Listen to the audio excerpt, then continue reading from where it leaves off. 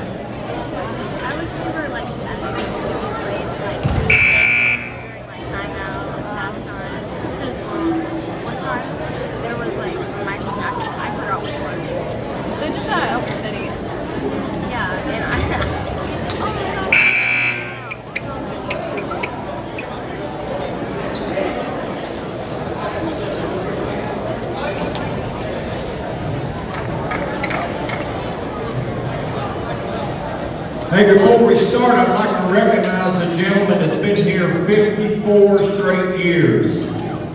Mr. Chapman, would you please stand up? Dean Chapman. Thank you, sir.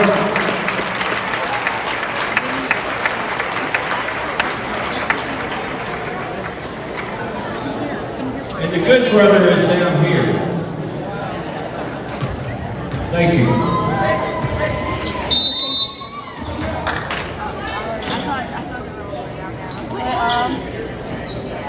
Like one time. Come on. Such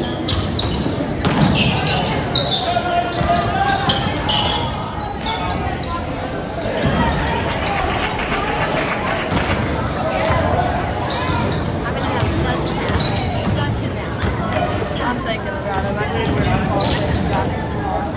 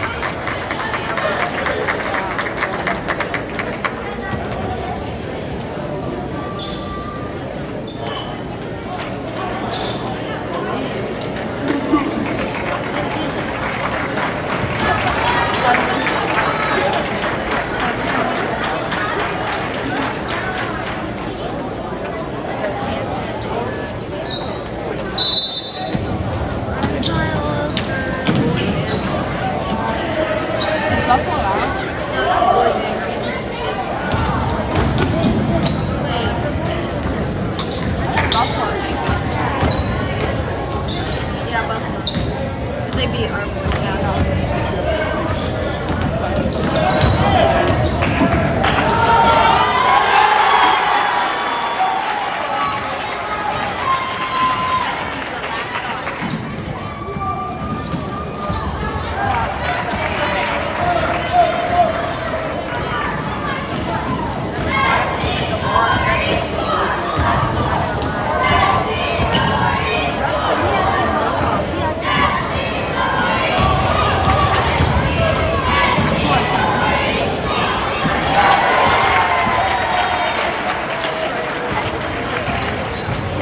Even the score.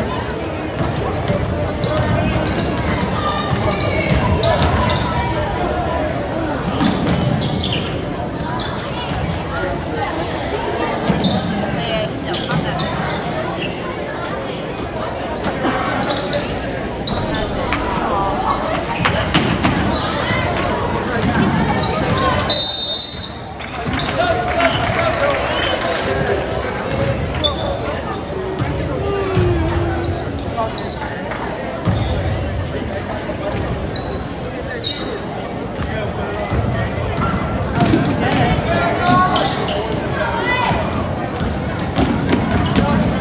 I wish we were here for the Sharon game.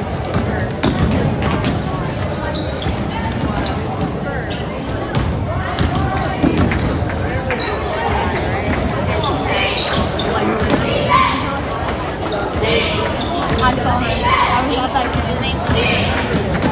I don't know, like, I was jealous. he was like big on the This is a really cheap. Or just I saw Jackson at that game. Watched that. He came up and Jackson and I both go.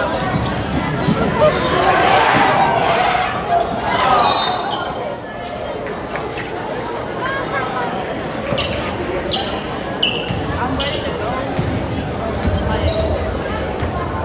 Like number 14 and 32. Literally just one of them. Come on. Get Tyson, get Tyson. What? Justin. Anna.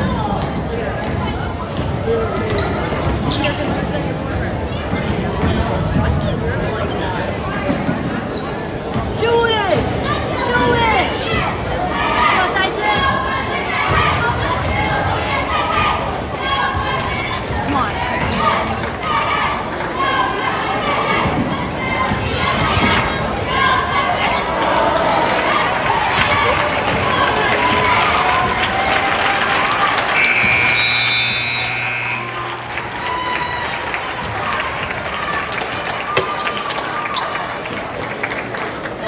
I know how to do it.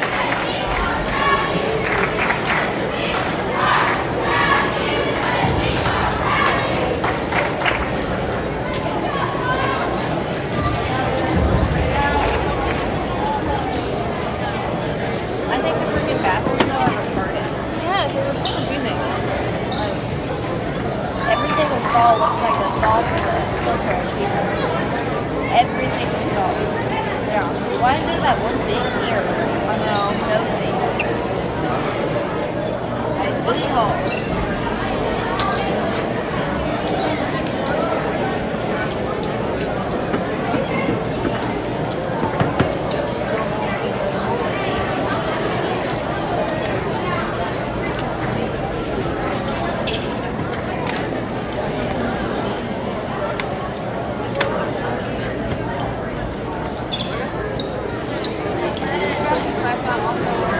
Okay. All right, at this time, I'd like to present the third place trophy on behalf of Buffalo Public Schools, Buffalo Weekly News, and Harper County Leader to Marco Gage for support.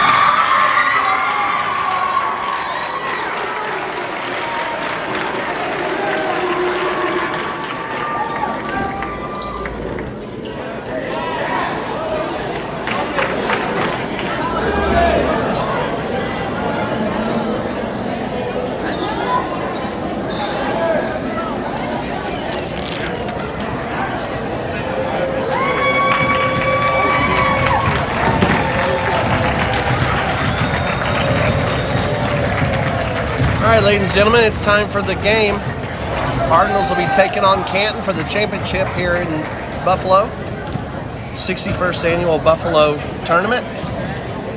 Both Turpin teams are playing the championships tonight. So we get to watch the girls take on Canton. Then the boys will be taking on Buffalo.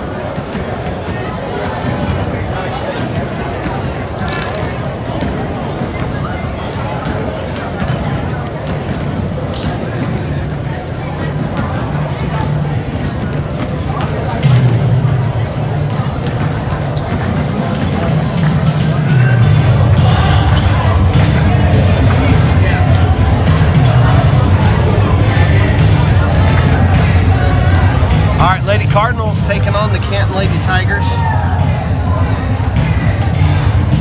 And this Canton team tonight, their path through the tournament, they had a win over Sharon Mutual Tologa, beat them by 30. That Sharon Mutual team lost earlier today to Beaver. That was Beaver's first win, so that gives you some idea of what the first round was like for Sharon Mutual.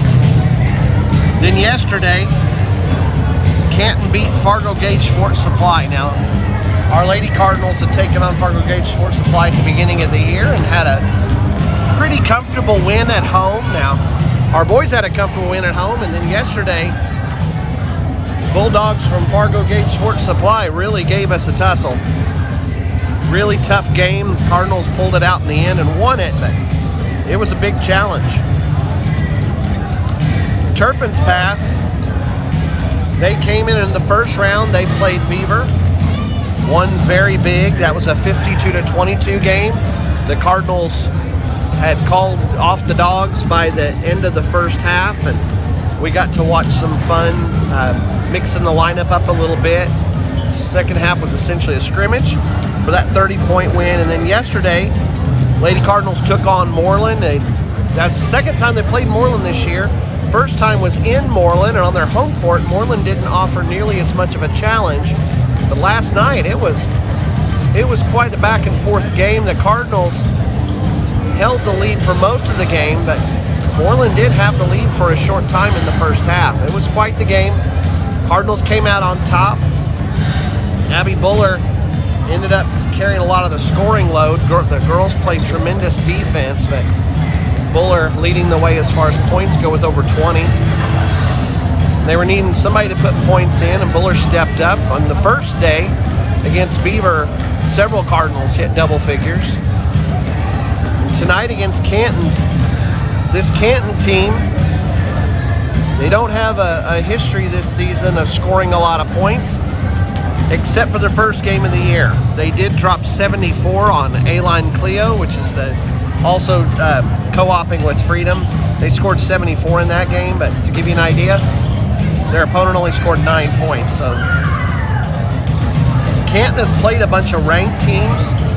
They don't have any wins over ranked teams, though. They hosted O'Keene and lost by over 20.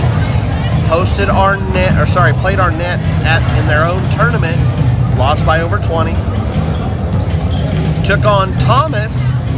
That one they had at home, and they almost beat Thomas Fay Custer. Thomas Fay Custer is a pretty good team. They're ranked 16th in the state as of right now. Then Canton got things going a little bit better. They went to O'Keene in the O'Keene tournament. O'Keene's ranked 17th right now, and they held O'Keene to only 29 points, but they could only manage 23 of their own. So close game there on a 6-point loss.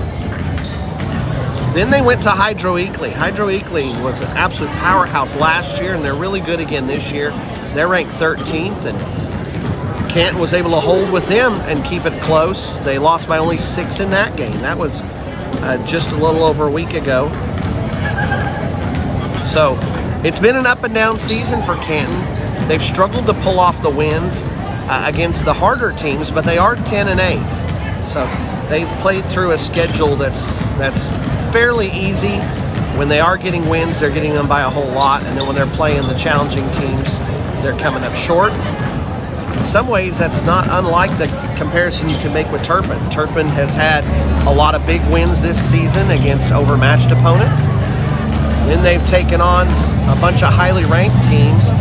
The deal is, though, the Cardinals have been taking on better opponents than Canton has, and playing them close. So going to the Merit tournament, they faced tremendous competition, and Hooker got the best of them, and the game got a little bit away of the Lady Cardinals, but Lady Cardinals took on Merit on their home court and almost won the game. That one came down to the end. The Cardinals have had quite the season this year, gearing up. We'll find out the seedings for playoffs, what the playoff bracket will look at. That'll be next week. A great call, so there's still several items down there for you to pick from. Let's sell into concession. Lady Cardinals are looking for that big signature win to gear up for playoffs, and maybe winning this tournament over a team that's also got a winning record might be the way to go. Lady Cardinals are sitting at 10-6 right now. Canton sitting at 10-8. Winner of this game is the Buffalo Classic Tournament champion. A bunch of Cardinals have had some good games through these first two. Buller, Moses, and Post have all put up double figures. Estes got to double figures in the game against Beaver. We're looking for a big game out of Barrett. She was rebounding at just an astonishing rate when we were at Merritt. Don't know if teams have seen tape and adjusted to try and take the big senior a little bit out of the paint, but she hasn't been able to replicate those numbers here. These two teams did face off last year. Cardinals came out on top in that game. Canton played a little bit of a slow-down game. Cardinals ended up pulling away from them and winning it fairly easily. Cardinals, you'll remember, or the Lady Cardinals ended up winning the Buffalo tournament last year. So they're looking to defend their title here and win this thing 2 years in a row. These two teams, you'll remember, used to face off in football, playing 8-man football for years and years, and the Cardinals got the better of Canton every single time we played them in 8-man football, once the Cardinals had dropped down from 11-man in Class A to Class B. So, Cardinal recent history over Canton is fantastic. That means that the students that are in school right now haven't been a part of a win over Turpin in either basketball or football. Don't know what that stuff means, but looking forward to seeing our Lady Cardinals on the floor and taking on Canton for this championship game here in a few minutes. We've got about 3 minutes left on the clock before the game gets started, so you take a moment, grab your drinks, grab whatever you need, and we'll get started here in just a few minutes. We're the evening game, so we'll have the national anthem and the full complement of pregame.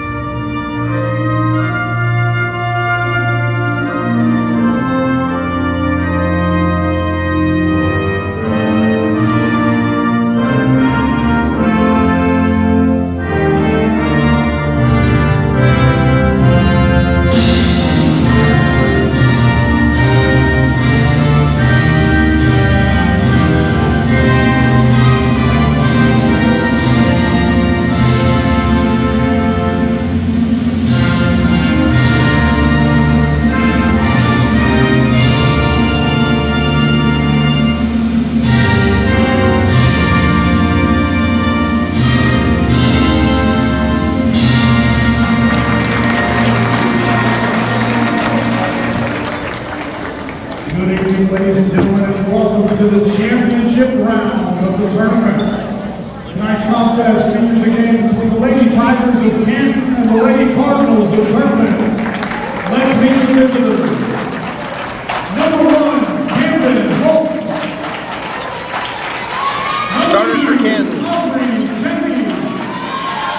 Number 1, Camden Holtz. Number 2, Aubrey Cheney. Number 10, Amaya Littlejohn. Blair Dowell. And number 22, Amanda Schoonmaker. Number 21, Blair Dowell. And number 22, Amanda Schoonmaker. Here come your Lady Cardinal starters.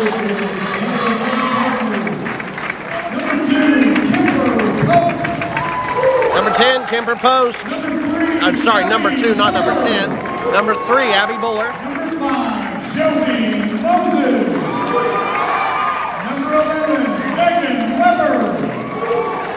Number 13, Brianna. Number 5, Shelby Moses. Number 11, Megan Weber. And number 13, Brianna Barrett.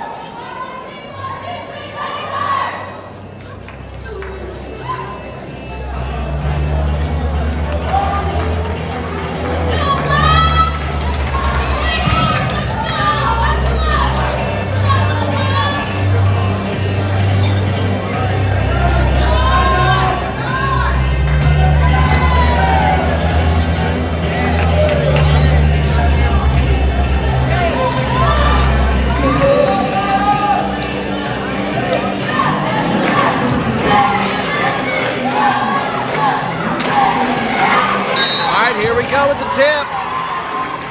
Buller going against Littlejohn. Buller tips it to Weber. Cardinals have the first ball. They've got the possession. Post has it. Canton looks to be setting up in his zone. Most wide open at the free throw line. Puts up a jumper. Can't get it to fall. Canton goes for the rebound. That's Schoonmaker. She doesn't haul it in. She steps on the line as she's grabbing it. So Cardinals get another chance on this.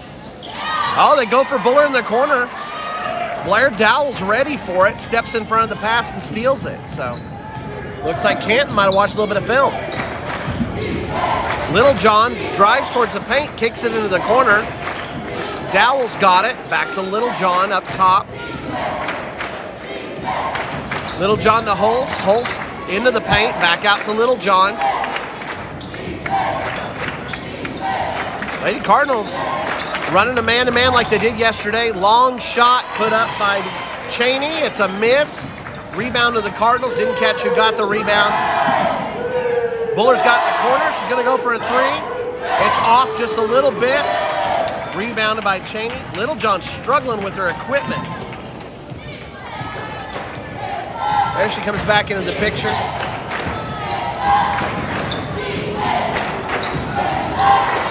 Dowell and Littlejohn play catch. Dowell handed off to her. Littlejohn guarded by Weber. Looks to go around her. Puts a nice looking jumper off the glass and in. Canton strikes first. They lead 2-0. Post brings it down, handoff to Weber. Canton looks to be running a 3-2. Buller's got a lot of contact. Buller has to regather herself. Then Barrett's wide open. Post hits her with a beautiful pass.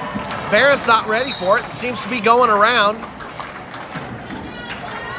Cheney, after picking off or getting the steal, tries to toss it to Holtz, and Holtz isn't ready for it. So both teams struggling to catch short passes here. Could be the nerves. It is a championship game. Buller has it in the corner. She's guarded by Dowell. Littlejohn's posting up in front of Barrett. Buller tries to go in the lane, loose it again. Cardinals regain it. Kick it out to Post. Post goes for an open three-pointer. It's a miss. Rebound to Canton. Littlejohn bringing it down against Weber. Littlejohn gets an opening, drives in, puts up another jumper. This one's a miss. Moses has it out to Post. So teams look to be feeling each other out just a little bit here. Like in an MMA or a boxing match, kind of just testing distances, seeing what the timing is like. They don't play each other much at all. Last year the two teams played, but there's a lot of different personnel on the floor here. Moses, Barrett, and Buller were all conference last year. Various levels of all conference. They were on the floor for that game, but still, it's been a lot of time since then. That was a year ago. A lot has changed for both these teams. Moses into the middle. She's going to get fouled going up for the... Looked like she was going to go up for a jumper. She was still moving forward, so it might have been the finger roll. She gets fouled on it, though. That foul's going to go against Canton, and it'll be on Littlejohn. So that's the first foul of the game. Goes against Canton. Shelby Moses gets to shoot 2. Cardinals are down by 2. So Moses can tie it here. She makes the first. Lady Cardinals have been good from the line in this tournament.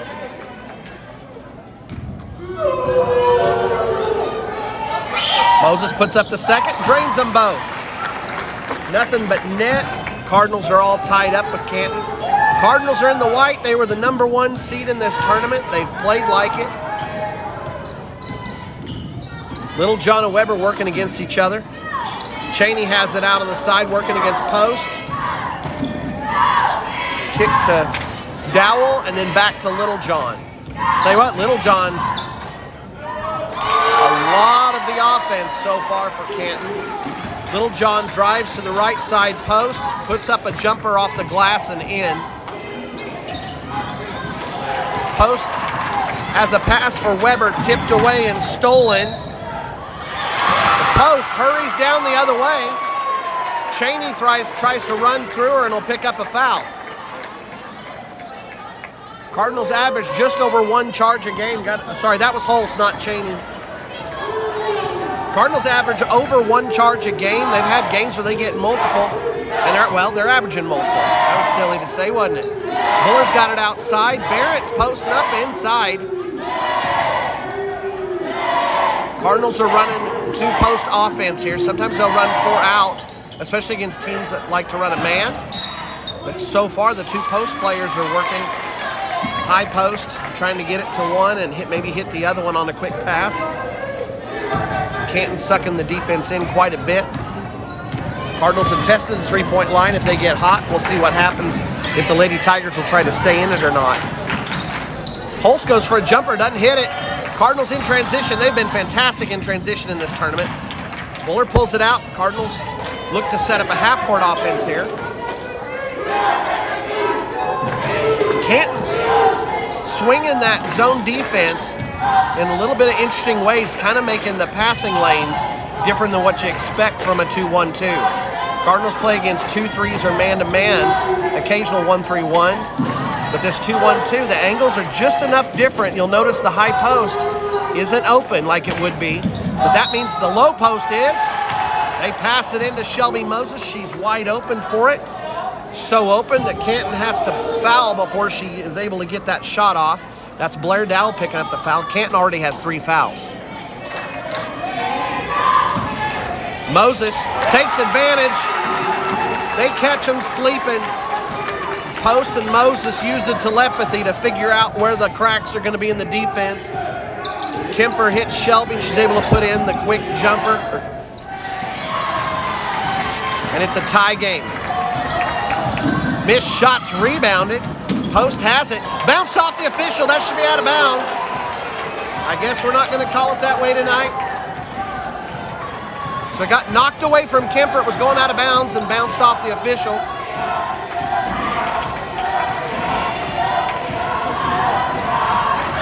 So Cardinals steal it twice. They play defense twice on that. Barrett comes away with a loose ball, passes it up ahead to Buller. Buller in transition, scores the easy layup. Cardinals now lead 6-4. Canton's going to a spread offense here. Looks like they're going to try and take advantage of the Cardinals' distance. Doesn't work out that way, though. Canton picks up their 4th foul. Cheney had drove inside, puts up the jumper. The defense was right there to challenge it. She misses it. Buller gets the rebound, and Cheney picks up a foul. That's 2 on her already. Sorry, that's on Holst again. I'm struggling to get Holst and Cheney telling them apart here. Boyd and Estes have come in. Oh, Boyd does a long pass for Post. Buller tracks it down. It'll be a turnover. Canton will have the ball.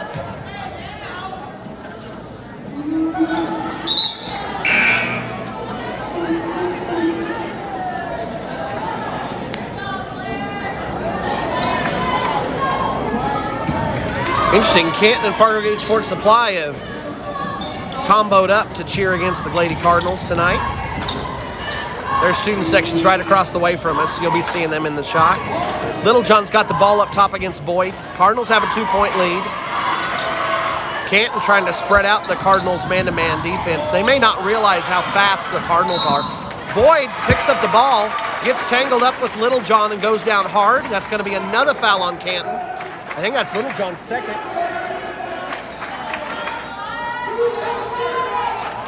It is. So 2 starters for Canton have 2 fouls already in the first 6 minutes of the game. Only 6 points have been scored by the Cardinals and only 4 for the Tigers. But the Cardinals in good shape as far as the fouls go. 5-0, the foul totals for the 2 teams. Lady Cardinals are getting close to bonus already.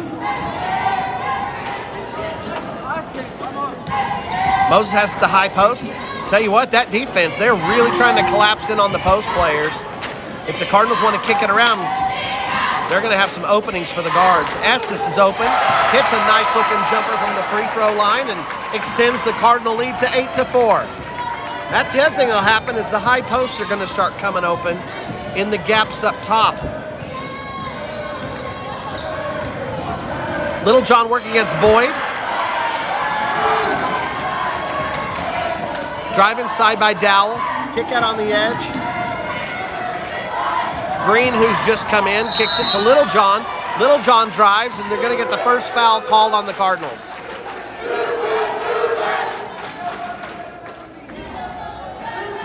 Boyd's going to pick up the foul. They're going to say she was shooting while she fouled her. So Little John will get to shoot 2 here. First foul on the Cardinals. First free throws for Canton. We'll see how they can do. Cardinals have had 2 free throws by Moses, and she hit them both. And if the trend continues, looks like Cardinals will be shooting a lot of free throws in this game. Little John hits the second. Canton's back within 3. It's 8-5. Cardinals have the lead here early in the championship game. Weber on the backside. Canton collapses quickly. Canton's double teams come quick in this zone. They are moving fast. Barrett's got it at the high post. It's tipped away by Cheney. Barrett went to dribble. Not sure why she was doing that. That's not usually the role of the high post unless you're going to penetrate. Barrett was moving laterally. And Cheney snuck right up behind her and poked the ball away. Little John looking to penetrate. She really likes that spot.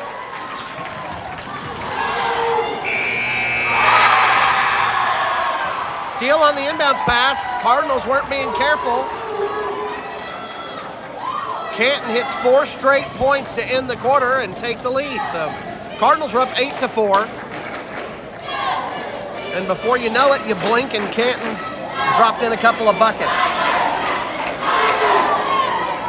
Here's your Cardinal cheerleaders. Then I'll run through some stats.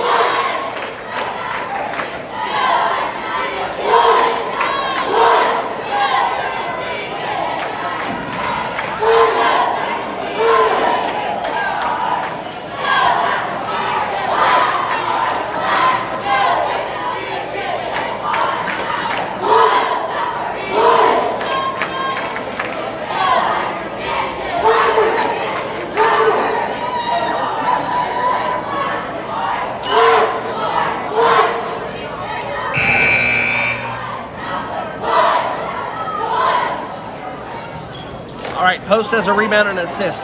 Buller has 1 bucket, a rebound. Moses has 4 points. 2 of them are free throws and a rebound. Boyd has a foul and a steal. Barrett has a rebound and a steal, and Estes has 1 bucket. For Canton, Little John's got 7 points. So she's leading the way for both teams. You can see how. She's been working that right side. We'll see if the Cardinals start forcing her left. Cardinals will go in a man, and Canton's strategy before now was to penetrate against it. But now a 3-pointer, and Canton has a 4-point lead. They're up 12-8.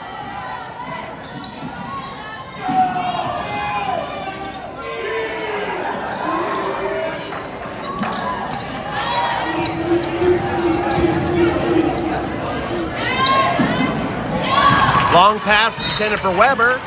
Gets tipped out of bounds. Cheney gets a fingertip on it, knocks it out.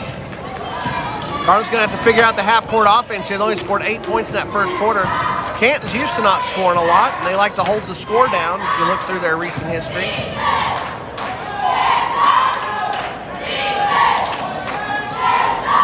Buller gets the ball backside, goes up, gets blocked by the rim. They ran everything perfectly, but Abby just got a little bit too deep and ends up putting the ball off the bottom of the rim. Buller drives in again, puts a little jumper in. She had over 20 last night, taking advantage of the defense from Moreland. Cardinals could use some of those points about now.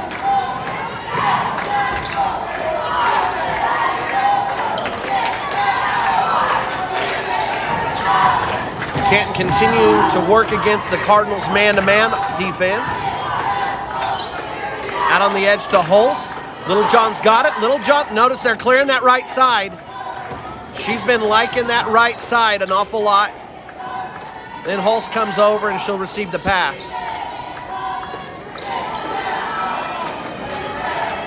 Bates, who came in, is working against Estes.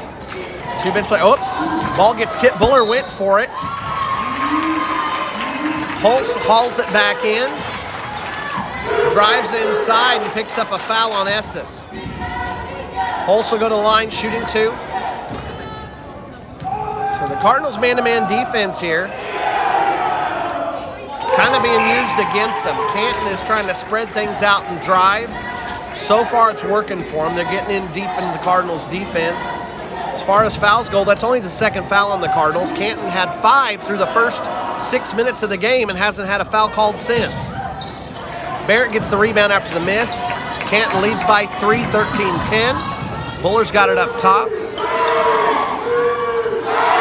Barrett's trying to post up inside of the defender. Boyd's going to go for a 3. It's a miss, but Barrett and Buller track it down. Hulse is over there. Hulse is knocking balls out of bounds quite a bit when she gets the chance. Cardinals are overloading the right side, post to Buller. High post just, they're going to call Buller for a travel. High post just really isn't coming open. They're keeping that zone really tight in, and that's relying on the quickness to still get out and cover the three-point line. Cardinals trying not to force the three-pointer here. Couple of things you can do when somebody's running a 2-1-2. You can work rotations and cut against it, but the whole point of the defense is to have everybody inside close by the bucket. Cardinals force a shot very short. Looked like it might have been a block or else a short pass. Couldn't tell from this angle. Boyd comes in, knocks it out of bounds. Canton will get to inbound it right underneath the goal. Littlejohn's got it. Buller knocks it away. Boyd and Littlejohn go for it. Jump ball. So Boyd ties up Littlejohn after Buller deflects it. Cardinals do a good job defending that.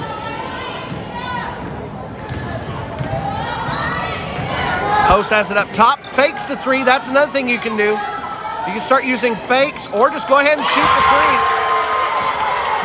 3. Kemper realized after that first fake, if they're not going to cover me, let's go ahead and take that shot, and she drains it. Just can't leave Kemper open like that. We got way too many three-point shooters on this team. That 2-1-2 is going to leave some openings. They'll just have to pick their poison. It'll either be the corner or the free throw line extended.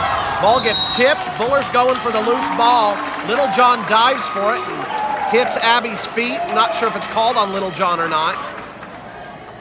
It is on Littlejohn. That's 3. That's huge. She's been the biggest offensive weapon for Canton. What's she got now in points? 7 already? She's sitting at the 7. Cardinals start taking away the drive, but Littlejohn had 3 drives in the first quarter. Banking shots off the glass. Boyd's got it. Buller backside. This time, when Post catches it up top, they collapse in on her quick. Tell you what, Canton, if the referees want to call it, Canton's getting a lot of contact on hand checks and swiping. But then we're going to call this on Barrett. That's interesting. So as the Cardinals go to pass, they're slapping the arms of our girls. Barrett that time put an elbow in the back as she was going for a rebound, tipped the ball out, and they called her for the push. There was certainly contact there. It's all tied up at 13 here in Canton. Here's your Cardinal cheerleaders.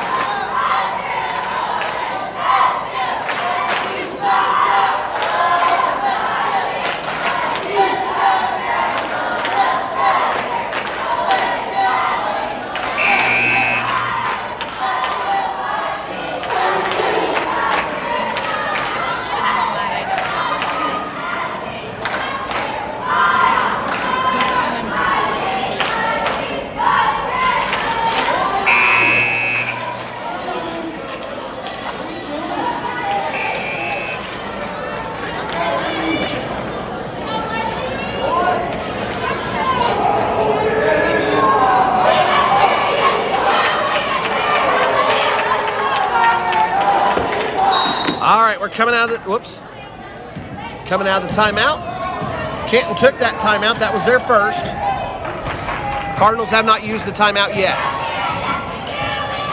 So tie game here in the championship. Didn't know what to expect with this, and on paper looked like the Cardinals had a significant point advantage, but we saw yesterday with both the Cardinals teams, the way it looks on paper is not the way it plays out. Tournament basketball is a whole different thing. Little John, she's staying out there with those 3 fouls. We'll see what she does with it. Apparently, she matters enough to the offense that she's got to stay out there. By the way, the Cardinals are in the bonus now.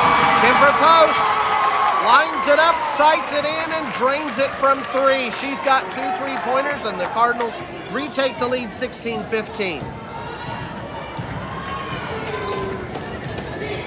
They'll have to figure out what they're going to do, or else decide if they want to just take the chance on our 3-point shooting.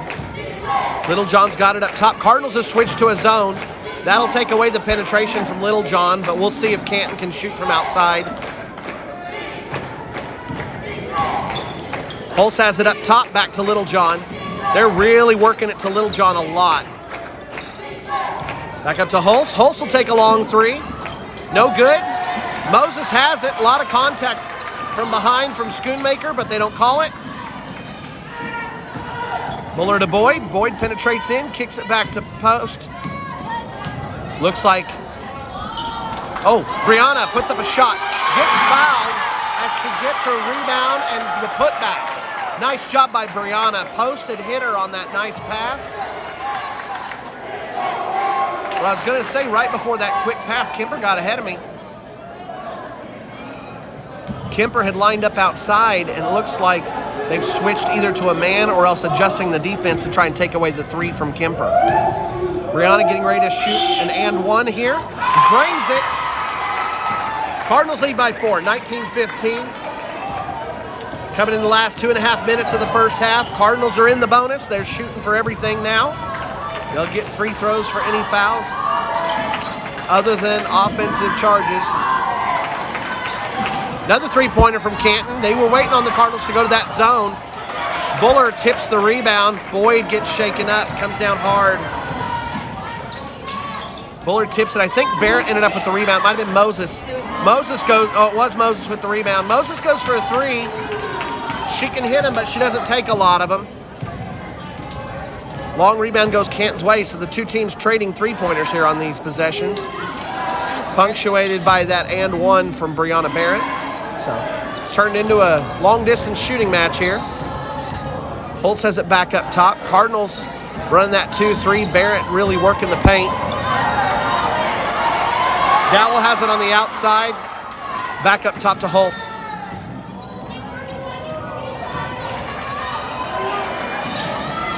Holtz spread it out. Little John has worked inside.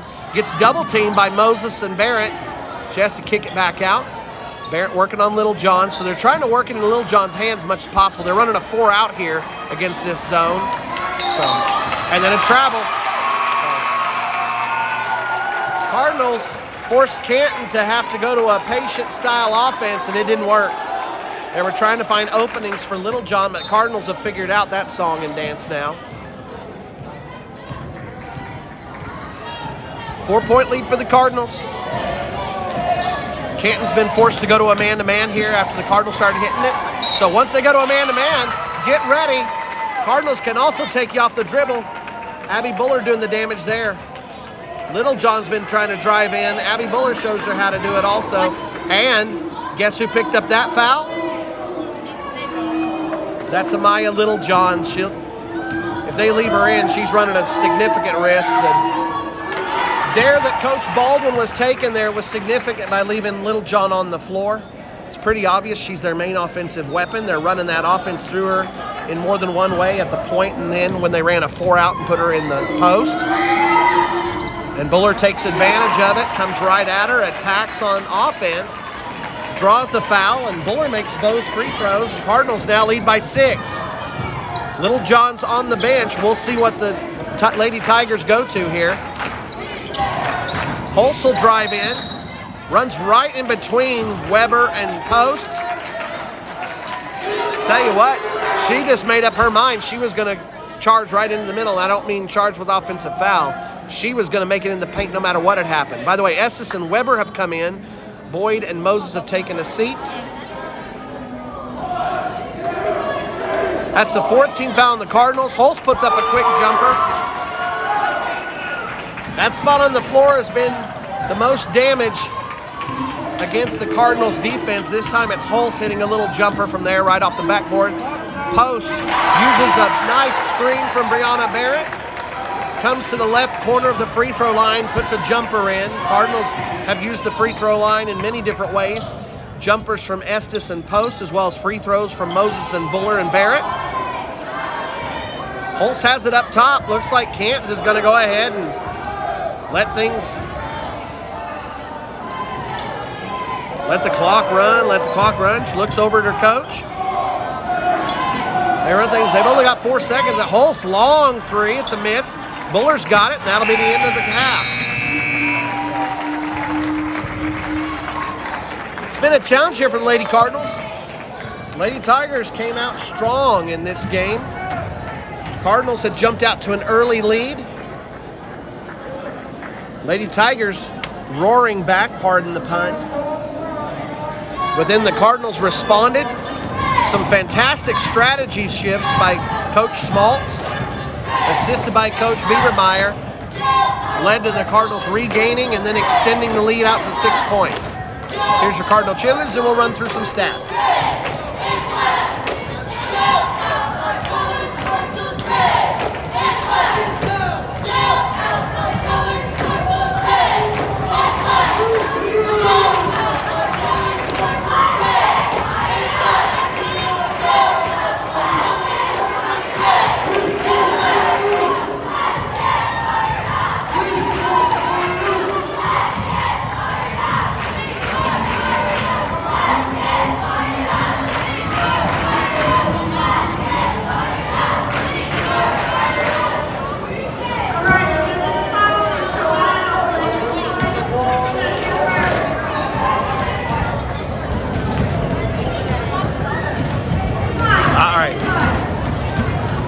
One of the fun things about this tournament has been the various fundraisers and activities that they're doing at halftime.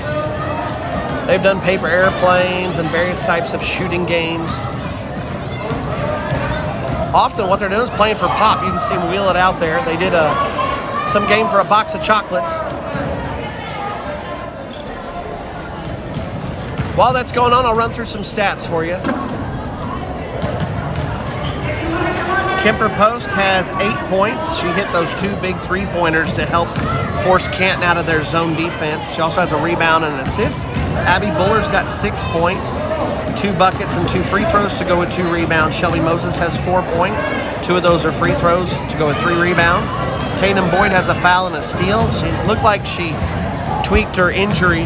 She had the same thing happen yesterday, but she was able to come back the second half. Hopefully that'll happen again. Megan Weber has 1 foul. Brianna Barrett has 3 points. 1 of them's a free throw to go with 5 rebounds. So talked about Brianna and her rebounding and how well she'd done at Merritt. Doggone if she hasn't come back and come right back and fallen into that fantastic trend again. Barrett also has a foul and a steal, and Estes, the other Lady Cardinal who got onto the hardwood tonight, has 1 bucket for 2 points, a rebound, and a foul. Lady Cardinals actually were trailing at the end of the first quarter. Canton had hit 2 quick shots for 4 points to end the quarter, so they led 9-8 at the end of the first. Cardinals, though, won the second quarter. Doing some quick math here, the Lady Cardinals won the second quarter 15-8. So that leaves you with the score that you see on your screen, 23-17. We'll take a break here. You can enjoy the action on the court in about 5 minutes. It'll be time to watch the second half, and hopefully the Lady Cardinals can hold on and win the tournament here in Buffalo for the second year in a row.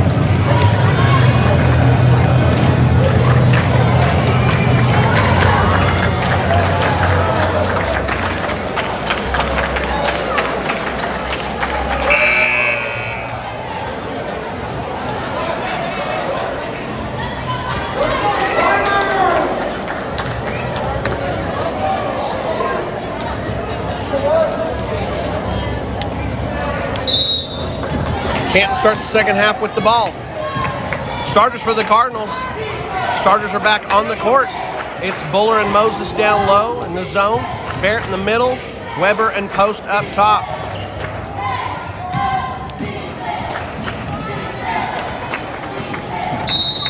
Canton doesn't do anything at all with the first possession of the second half. Turns it over, and so the Cardinals will have it. And Cheney comes out. Cheney's in for 15 seconds, 17 seconds, then has to come out. Ball had made it all the way beyond the free throw line, so the Lady Cardinals will have it. Get the chance for a quick inbound play here. Buller drives in the middle of the zone. Left hand layups up and in.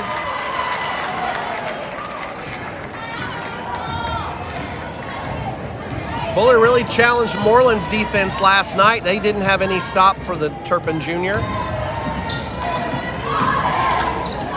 Canton struggling as well. See if that opens things up. A little more on the outside for Post. Barrett inside, cleaning glass on some potential misses, and Moses maybe will free things up for her as well. One thing you've got to give credit to Canton for, they did hold us to only 23 in the first half.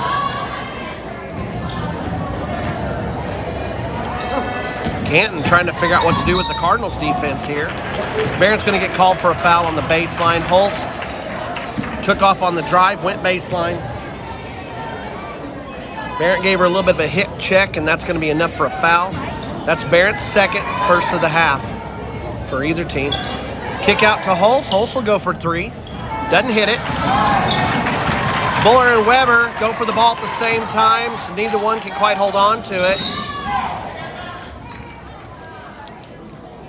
But we'll see what this kid's calling. Bates and Moses were going at it. Bates was moving on the screen and Moses went through her. But Bates was moving, but they're going to call Moses on the foul, I guess, for pushing her. Barrett and Buller have a miscommunication. Quick inside bucket for the Lady Tigers. Weber sees an opening and drives inside. Worked for Buller last time. Let's see if somebody else can do it. Barrett and Moses working in the low post. Moses gets it. They kick it around. Buller's open in the corner. She'll put up the long three and drain it. So Buller comes out with a quick 5 points. Cardinals have extended the lead out to 9.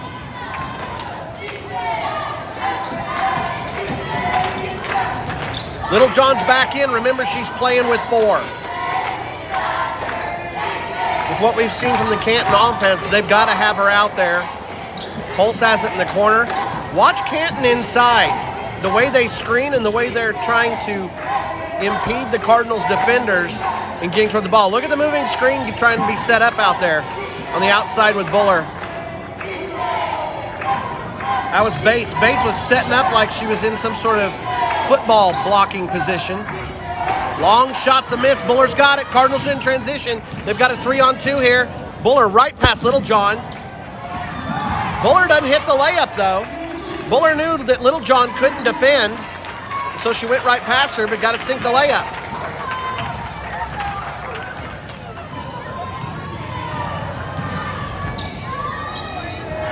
One thing you can't tell from the camera, but in talking to the players, one of the things that's a little bit odd about this court, and you'll see it, players will stumble out of nowhere, and sometimes the ball will bounce weird. The court has dead spots to it. And so, if you're ever seeing somebody make an error just completely unforced or stumble and fall, this is one of the places where you can literally blame the court. Barrett comes inside. Holtz comes inside against Barrett. She gets caught on Barrett as she's going up and falls really hard. So Brianna's got 3 fouls now. She's walking toward the bench. I think she knows that she may be coming out soon. Estes is at the scorer's table getting ready to come in for her. Holtz will get to shoot 2. Canton's needing some points here. Cardinals are on the run in this second half. Holtz hits the first. Boyd and Estes come in. Barrett and Weber take a seat.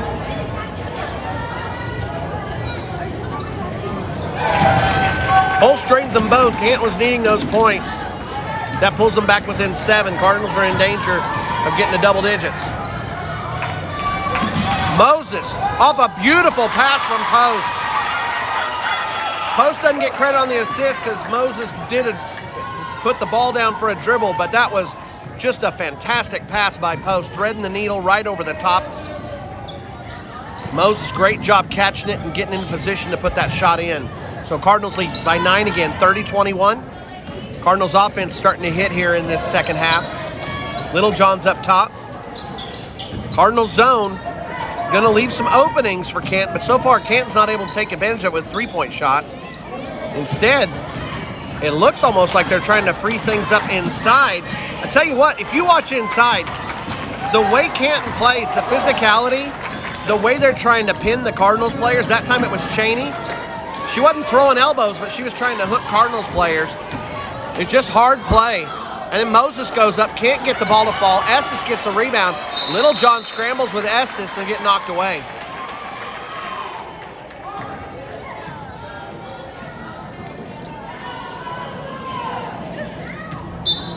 Cardinals are playing with it. They can handle this.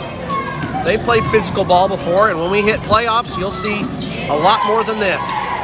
Merit tournament girls played awfully tough. Oh, Boyd goes up. It's short. Kent will have the ball out of bounds.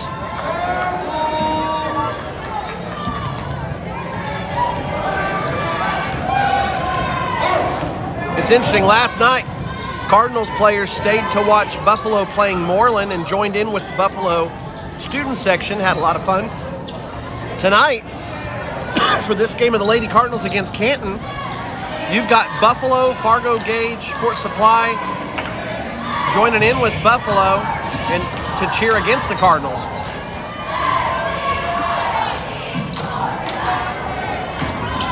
Littlejohn's working at the high post, gets it to the baseline for Dowell. Sorry, that's not Dowell, that's Green. Dowell's got it up top.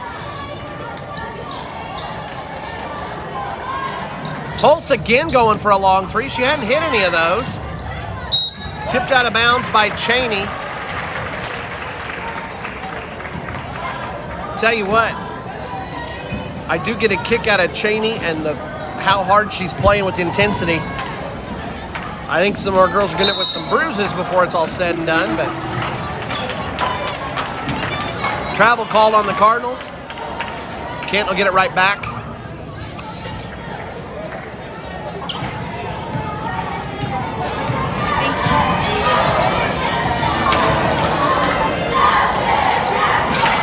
Holtz is working at the high post. Boyd is challenging Dowell. Littlejohn's got it. Estes tips it away. Buller's got the steal off Estes' tip. Great job by the Cardinal defense. Buller sees the opening again. Kicks out to Boyd. Boyd might have been short on that last one, but Buller kicks it right back to her. Boyd's a tremendous shooter, and let's get her going. Rebound ends up in Littlejohn's hands.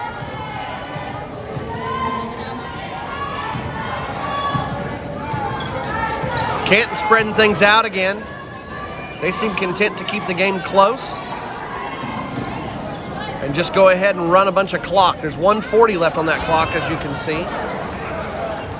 Credit going to Ella Buller here, not just our statistician extraordinaire, but a fantastic production assistant helping the clock, the foul count, the score, running all of that stuff while doing stats. I tell you what, she needs a raise, guys. Canton stalls out on offense. Coach Baldwin will go ahead and take a timeout, talk things over. He's used 2 timeouts. He'll have 3 left as we come down the stretch. Just over a minute left in the third quarter.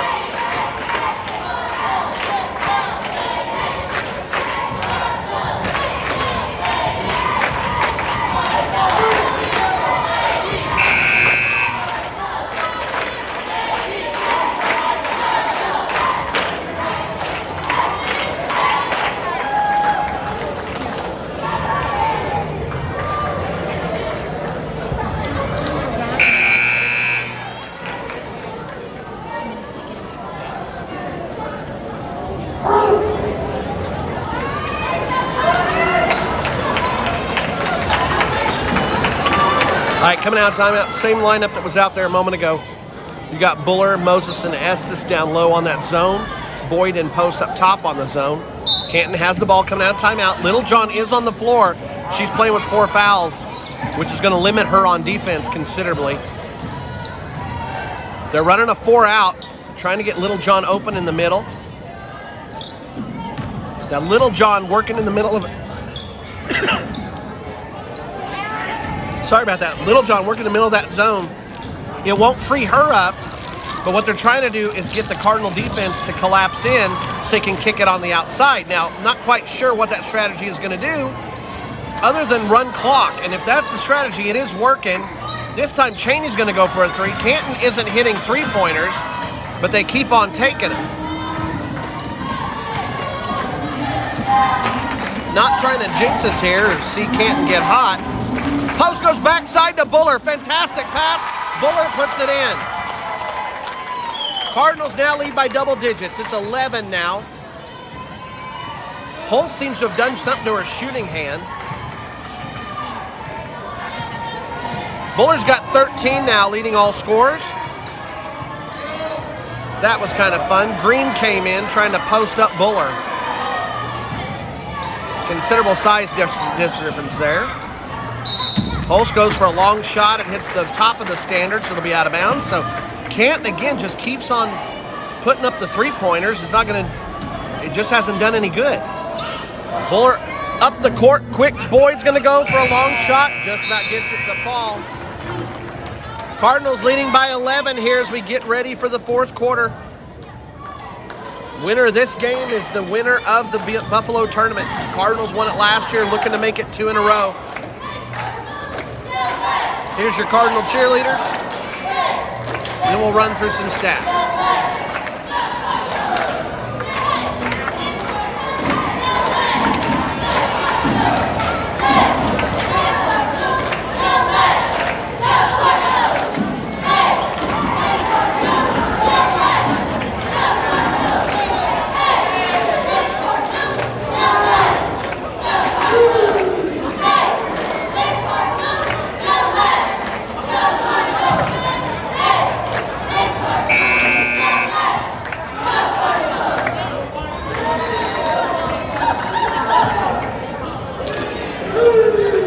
All right, stat update.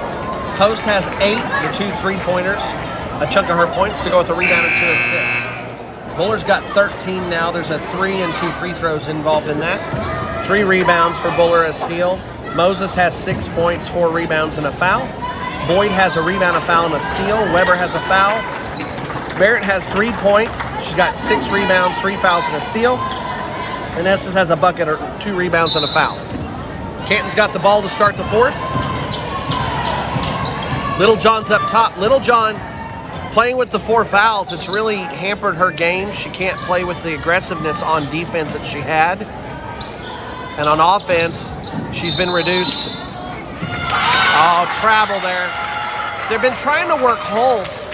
Holst seems to have a hand injury of some sort. And they try to get the ball to her inside, and the Cardinals' inside game is just too strong. Canton was able to hit some shots early in the game and in the first half by penetrating to the side of the lane, not going into the lane, and then shooting jumpers off the glass. Green's going to get a foul on Buller. Buller just ran through the hand check. That's the first on Canton, by the way. After they had so many fouls in the first half, Canton really backed off, and physicality's changed tremendously for them. Estes thinks about it. 1 step in from a 3-pointer. Weber's got it in the corner. On the court right now, you've got Buller, Boyd, and Barrett, the killer bees I like to call them, along with Estes and Weber. Shot's a miss, but Boyd's got the rebound. Cardinals get a second chance here. Cardinals running a long possession. They've done that in this tournament. They'll have times where they will just hold the ball for a tremendous amount of time. Boyd's going to go for a 3. This one's a little bit short. Boyd had a little bit of an injury in the first half, and it seems to have been hampering her on her shooting touch.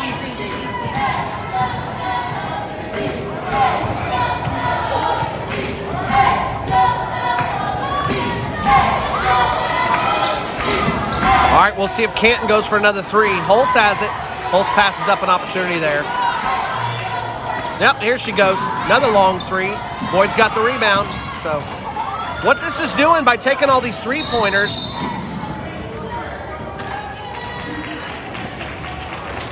Buller gets called for the double dribble. She lost control of the ball, picked it up, and then kept dribbling again.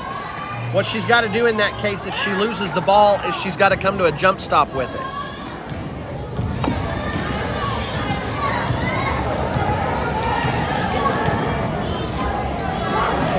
So Canton, with shooting all these threes and playing this four-out style offense, they don't have anybody in position to rebound. So unless they make the shot, it's basically an automatic turnover and Cardinals have the ball.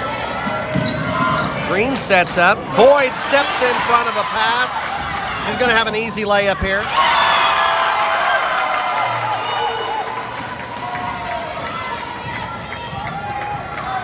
Cardinals now lead 34-21.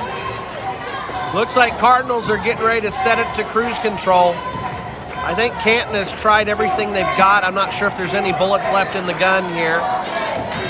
Not saying Lady Tigers are going to quit, but I just don't know that strategically there's anything left for Coach Baldwin. Lady Cardinals are just outmanning them here. Another missed shot, another rebound for the Cardinals. This time it's Estes. And then she'll get fouled, I think, by Green. Yep, that's 2 on Green. Canton's going to go to a full court man. We'll see what happens with that. Cardinals faster than pretty much anybody they'll face on the court. Buller easily breaks through the defense.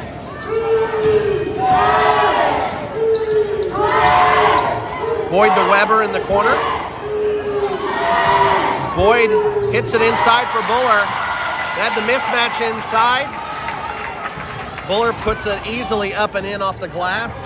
Point total for Buller. That's 15 now for Abby. Canton's got it up top. Another three-pointer for Hulse. Rims out. Tipped by a couple of Cardinals. It's going to be out of bounds off of the black shirts. Cardinals will have it at the baseline. Post is going to come in. Mose is going to come in. Cardinals up by 15 with 4.5, and Canton just doesn't seem to be able to find a way to score now. Buller into post. Canton's playing full court here, but Buller easily gets behind him. Second layup that Buller's missed. Moses hit her in stride. I think Buller was expecting Canton player to step over and provide some contact. So Buller misses the finger roll, and Barrett, in trying to go for the rebound, ends up picking up her 4th foul. So Little John and Barrett both have 4. We'll see if they can make it the whole way. If the Cardinal scoring keeps up, they're starting to get transitions now. If it keeps up, looks like this game's going to open up, and we'll get to see the JV play. Green will go ahead, look for somebody to pass to. There's nobody there, so she'll just take a long three. Bounces around, post ends up with the rebound. Buller's got it.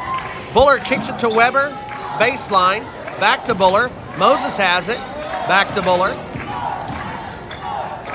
Cardinals shift formation just a little bit. Buller's got it up top. Barrett's trying to post up inside on Little John. And Buller, in trying to hand off to Weber, ball gets knocked loose and goes out of bounds. The two just a little bit out of sync and can't quite complete the handoff. If we're on the football field, we call it a fumble. Little John will bring the ball up. We'll see if Canton continues the string of three-pointers. They haven't hit any in a while. In fact, we'll get a count here of how many three-pointers they have hit. Canton has how many? Canton has a total of 1 three-pointer, just in case you're wondering. Weber gets doubled in the corner. Looks to kick it out. I think we have a foul on Canton. We'll see. No, timeout. Coach Schmaltz takes the timeout. Cardinals will hold on to the possession.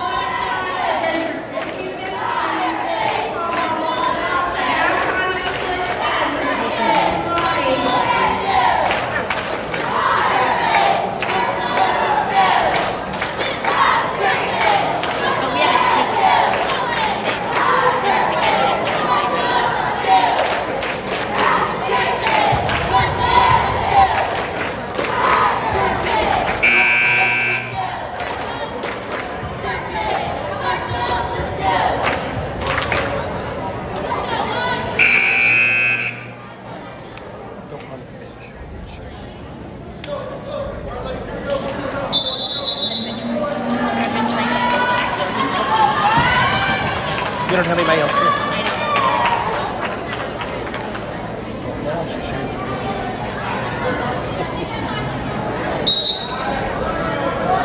Cardinals taking it out underneath the bucket.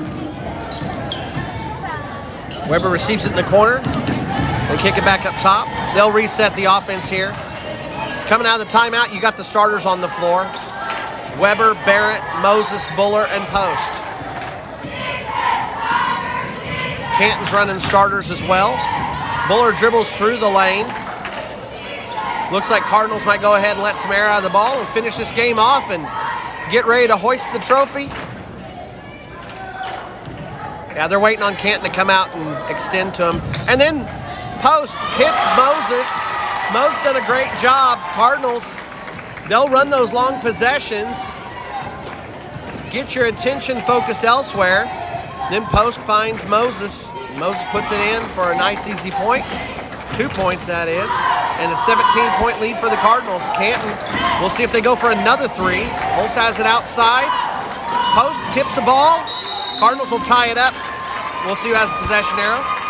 It's the Cardinals, so doesn't count as a steal, but it's certainly a turnover. It's a great job by Kemper to tip that pass. Cardinals defense comes up again. They've only allowed 21 points here to Canton.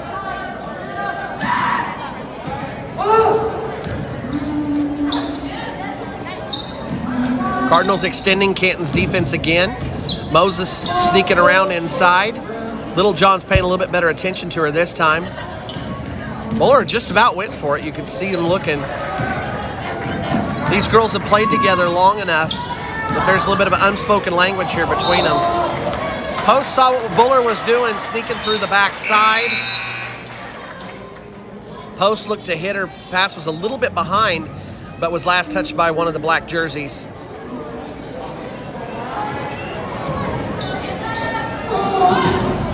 Kimber and Buller there. A little bit of magic. Buller faked that she was going to go around to the corner. Stopped in the middle of the lane. Post hit her perfect timing, and Buller's missed a couple of layups, and then basically she had the equivalent of a layup right there, missed that one, and then went for the rebound and got called for the foul. So well, even with the Cardinals offense a little bit sloppy, they're still leading by 17 here against Canton. The defense has been tremendous though. Canton can't get anything, and so they've had to resort to three-pointers. And they just don't seem to be able to have the accuracy to be able to come back. 90 seconds left to go in the game. Cardinals are going to win this. Starters are still on the floor. And that's starters for both teams. Moses gets a rebound. Little John's shot is blocked by Barrett.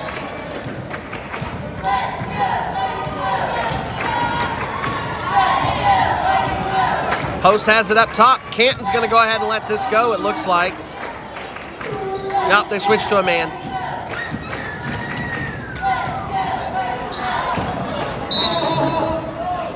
Buller and Post on the last possession had one of those. Just miscommunication and ended up throwing it out of bounds. Same thing happens this time. Lady Cardinals have the benefit of getting a whole lot of grace with a 17-point lead. Little John's got it up top. They're setting up some sort of double screen for her. Not quite sure why. I mean, this game's done. There's 40 seconds left, but Little John picks it up, kicks to the corner. Cheney will shoot a three. One more three that gets missed. This one got blocked by Moses. Buller's got it up top. Cardinals are putting it up top. If Canton wants to let it happen, the clock will expire, and that's going to be what's going to happen here. Stay here for the announcement of the trophies, and then we'll stay right here on the stream for the boys' game immediately following. The boys will be taking on Buffalo.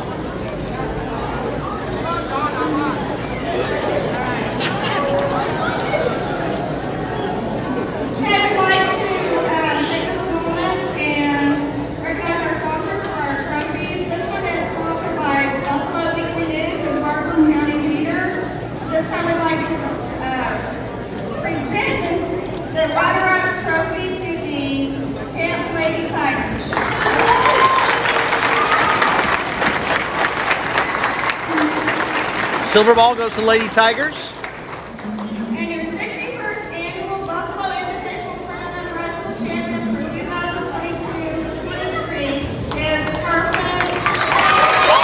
Second year in a row, Turpin takes it.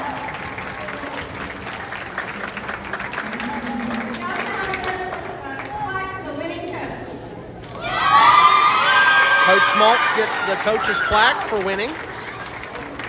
Tremendous job by the Lady Cardinals.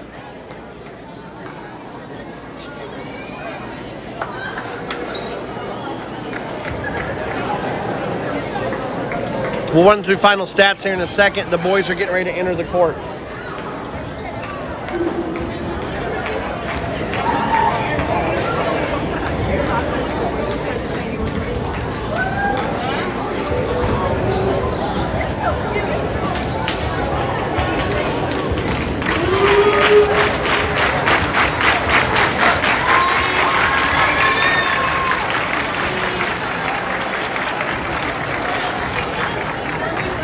Sorry, it zoomed in so much. Any little wiggle.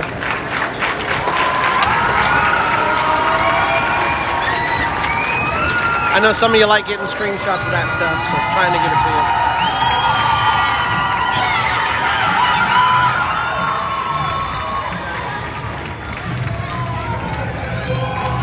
you. All right. Cardinals will be taking on Buffalo. It's here on Buffalo's home court, so they get to wear the white jerseys even though the Cardinals are the higher seed. Before this thing had started, I had predicted it would be either Buffalo or Moreland in the finals. I think a lot of people thought that'd be the case. But one of those two teams facing off against the Cardinals. Let's talk about the girls' game, and then we'll get things going here. Final point totals in the girls' game. Kemper Post ended up with 8 points, 2 rebounds, and 2 assists. Abby Buller finished with 15 points, go with 6 rebounds, a steal. Shelby Moses had 8 points, 5 rebounds, a foul, and a block. Tatum Boyd, 2 points, 2 rebounds, a foul, and 2 steals. Megan Weber, a rebound and a foul. Brianna Barrett, 3 points, 7 rebounds, 4 fouls, a steal, and a block. Emily S. is 2 points, 3 rebounds, and a foul. Turpin ends up winning it 38-21. So stay right here. We've got some more good basketball coming up, and hopefully the Cardinals can bring home another championship trophy in this game. They'll be facing off against a tough Buffalo opponent in their home gym.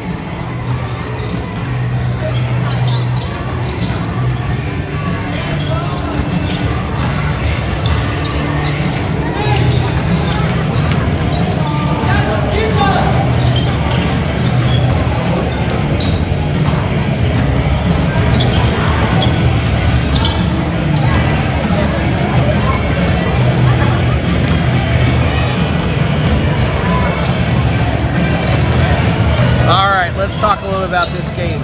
These two teams faced off earlier in the year. Cardinals came out on top, but Camden Yock exploded for 27 points and 5 3-pointers. Made it a real game. It was a very difficult game for the Cardinals.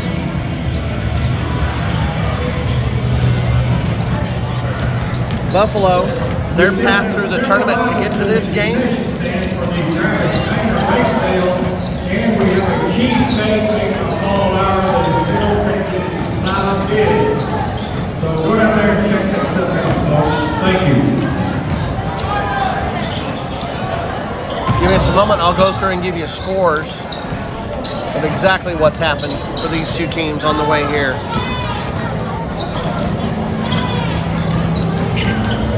Just a quick review. Cardinals, since the Merritt tournament, are on a tear. They have won 5 games in a row. They beat Merritt to take 3rd place in the Merritt tournament. Took on Beaver and Forgan, had big wins, both of which were over 20 points. Then Winoka, beating Winoka, the Railroaders, by 51 on Thursday. Then Fargo Gage Fort Supply supplied us with a little bit of a nail biter. Cardinals pulling away at the end, 48-39.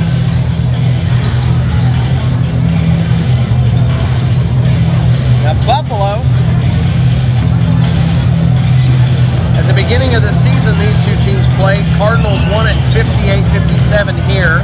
That game an absolute nail biter. Camden Yock just kept draining threes and kept draining threes. He'd get really far back. Cardinals defense wasn't the problem. Camden Yock was just having a night. The senior has entered the 1,000-point club, by the way, so he's a legit scorer and a big-time weapon for Buffalo. Buffalo as a team has not had the same kind of success the Cardinals had. They do have a winning record. They're sitting at 9-8 right now. The Cardinals at 11-5.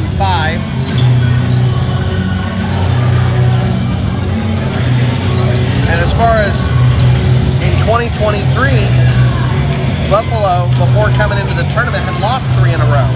They went to Moreland, lost a 1-point game, lost to Fargo Gage Ford Supply by 7, lost at Bi-Sci by 9. Cardinals have beat all those teams this year as well. Buffalo does not have the signature win that you'd be hoping for in their position, and so they're not ranked, but I'll tell you what, this Buffalo squad can really play, and they can cause some problems. So Cardinals will have to be on their best here, because this is a tough place to play when Buffalo gets going. Yesterday, Buffalo took on Moreland. They lost at Moreland right before the tournament started by 1 point, but then here on the home floor, Buffalo pretty much held the lead the entire game and ended up finishing with a 10-point win, 54-44. On the first day, Buffalo played Sharon Mutual Tologa and just exploded on them 46-17. So the two teams have gone back and forth as far as their records go, but the losses for the Cardinals are to much better teams. So the Cardinals have been challenging themselves, facing off against 2A opponents, facing off against Texoma a couple of times, highly ranked in Class A. And it's just not been the same case for Buffalo. So on paper, you'll hear me say it, on paper, this is a game that looks like we should be in pretty good shape. Buffalo's style of play, they'll tend to keep things close and try to give opportunities for Yock to help provide the distance and the points from outside. They don't tend to get beat by much, but then they don't tend to score a lot of points. Their games end up in that high 40 to low 50-point range. Cardinals can come out and put a lot more on the floor than that. Jackson Hensley in particular has had a tremendous tournament. He hit for over 20 in the game on Thursday, and then yesterday had another tremendous game. The senior really been doing a good job this year, and last night he was the big chunk of the offense for the Cardinals. I don't know if they do MVPs or things like that here, but if Hensley can come out and have a good game, I think he'd be a shoo-in for MVP in this tournament, because he's just been piling up points and has been everything the Cardinals have needed when they've needed the points and then the other stats that Hensley can provide.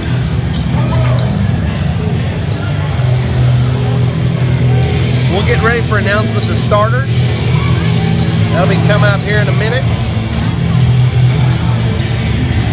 You got about 2 minutes left before this game kicks off.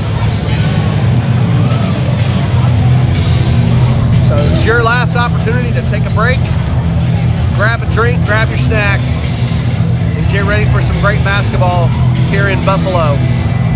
Lady Cardinals did their job, winning against Canton, and now it's time for the boys to take on the hometown Buffalo Bison and hopefully bring home another trophy for the Cardinals.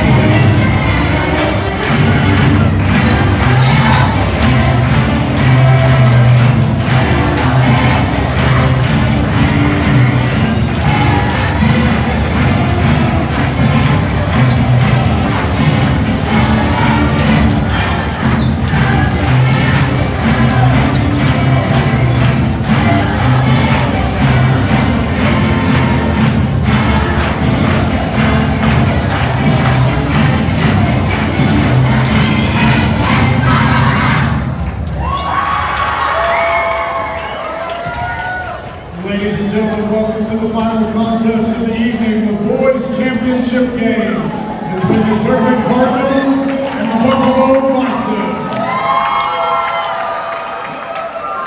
Let's meet the visiting Cardinals from Turpin, number 0, Mario Hernandez. All right, starters for the Cardinals. Number 0, Mario Hernandez. Number 3, Carson Peters. Number 5, Caden Moses. And number 10, Bryson Parker. Number 11, Jackson Hensley. The Cardinals are coached by Barry Biedermeyer and assisted by Travis Schwartz.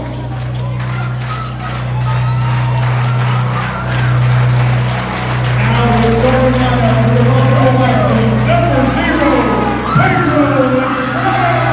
All right, for Buffalo, number 0, Pedro Estrada.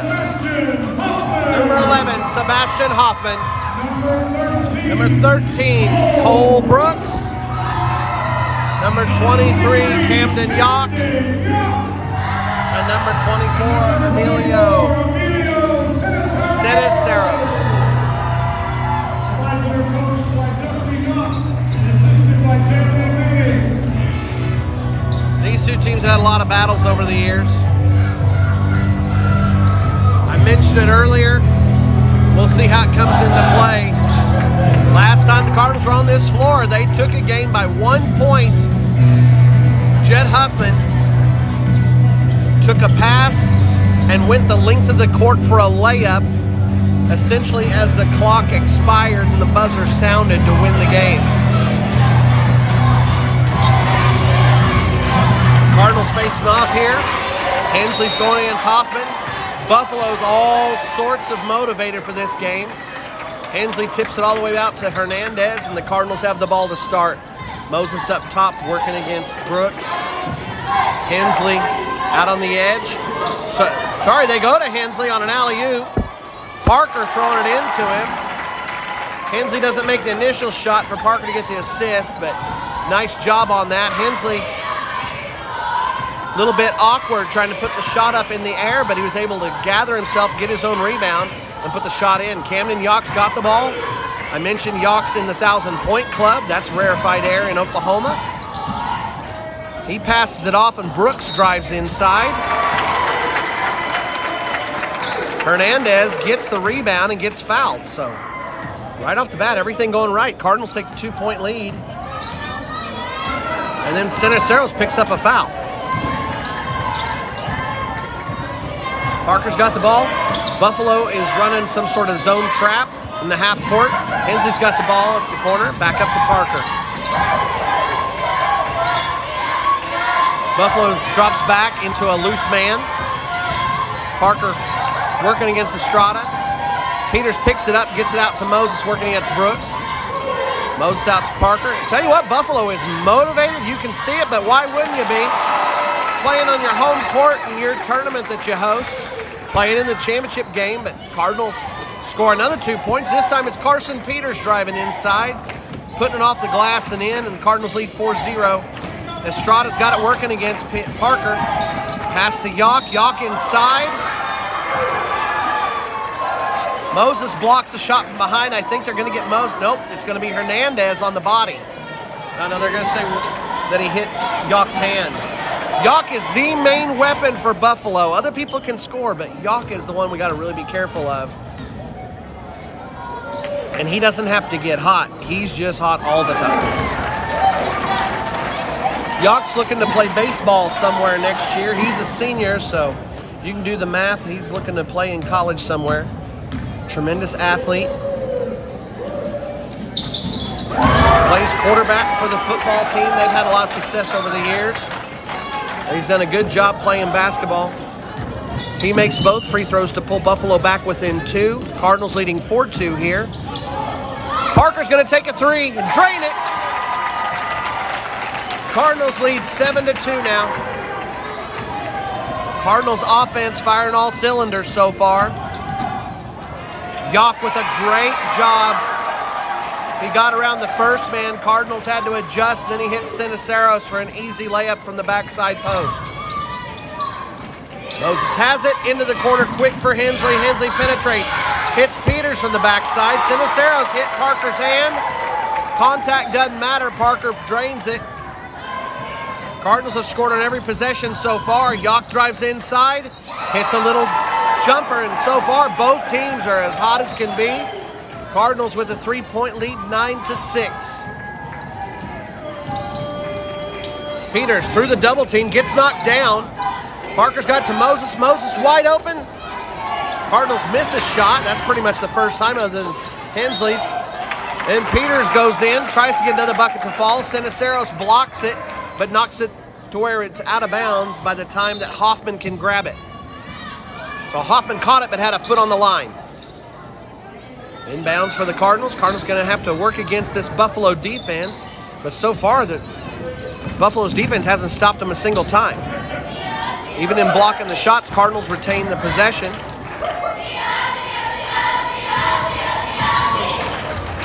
Don't expect it to last. The Cardinals are 100% on their possessions so far.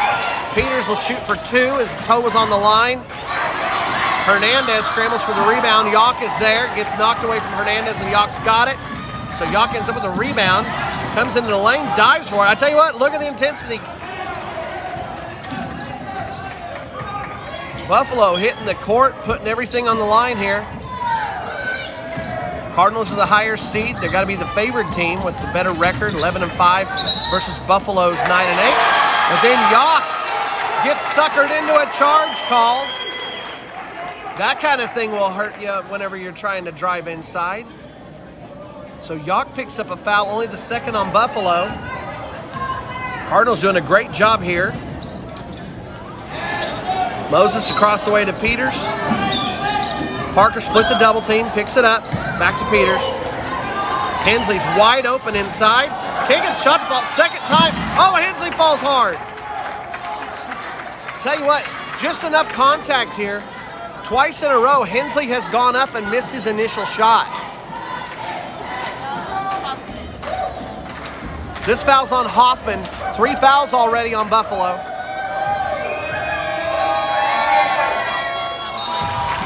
Hensley makes the first. Coach Yock's going to go ahead and run in some of his rotation. James Foster will come in, as well as Randy Rios. Hensley makes them both. Cardinals leading 11-6. They've got a 5-point lead. Yock's got the ball. You're going to see the ball in Yock's hands pretty much all the time. It's like what Canton did with Little John. Caden Moses lets Yock go around him. Hernandez stepped in front, and Moses blocks the shot from behind. Cardinals know this Buffalo team well. There's a lot of friendship between the two teams. They've played each other for years and years and years. They've played a lot of games, these two squads have. A lot of hard basketball played, but not animosity on the court. Peters working against Brooks. Hensley's inside going against, well, number 20 we don't have a number on. We'll have to figure that out who that is. We have an unrostered player. Parker, nice pass from Hensley in the short corner. Parker diving into the lane, gets the ball, puts it in, and Cardinals have extended the lead to 7 points.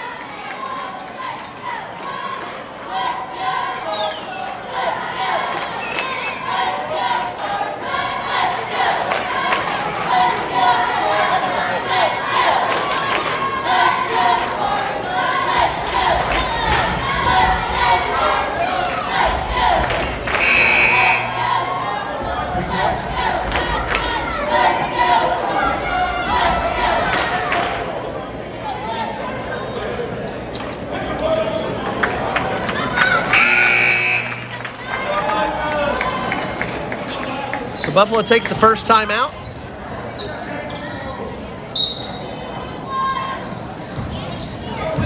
Yock's got the ball.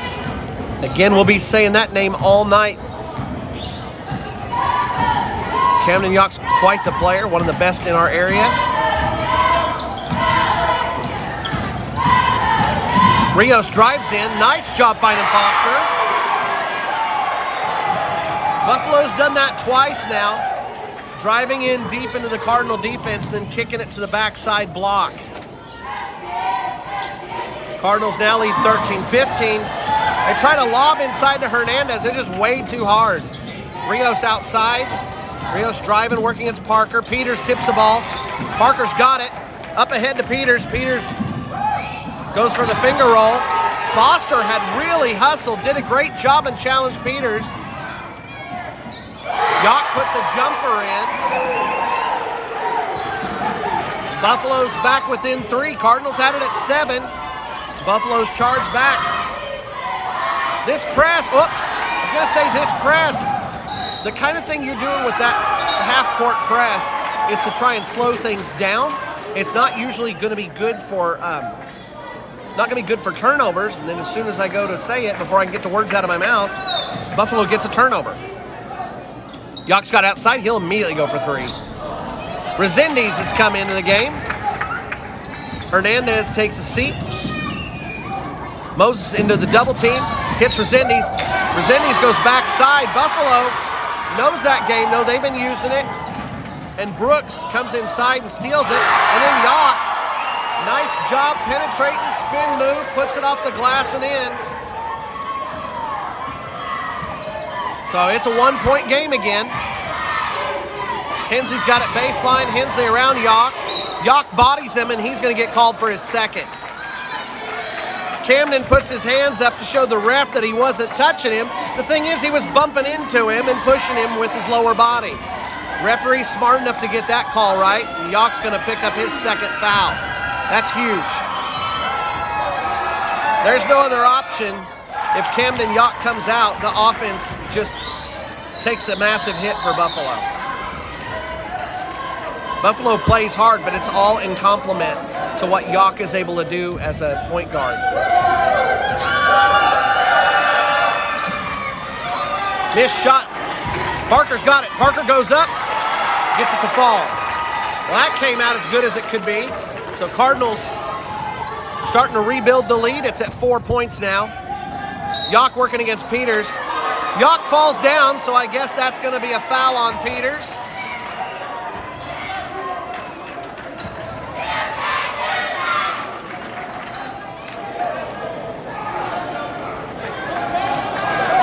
First foul on Peters, only the second on the Cardinals.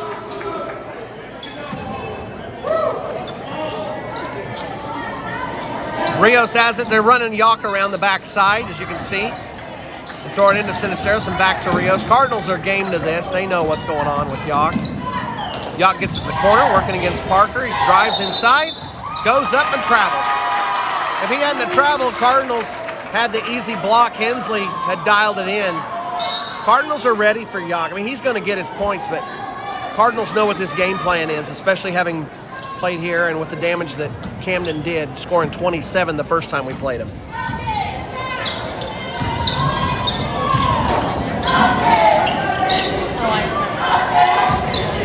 Parker driving inside. Cardinals working against this Buffalo defense. Buffalo's backed off a little bit on the defense. A little bit different look. Hensley for 3 from the corner. Hensley drains it.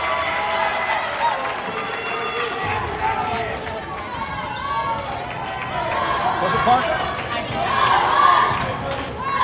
Oh, sorry. That was Bryson Parker hitting that 3 from the corner.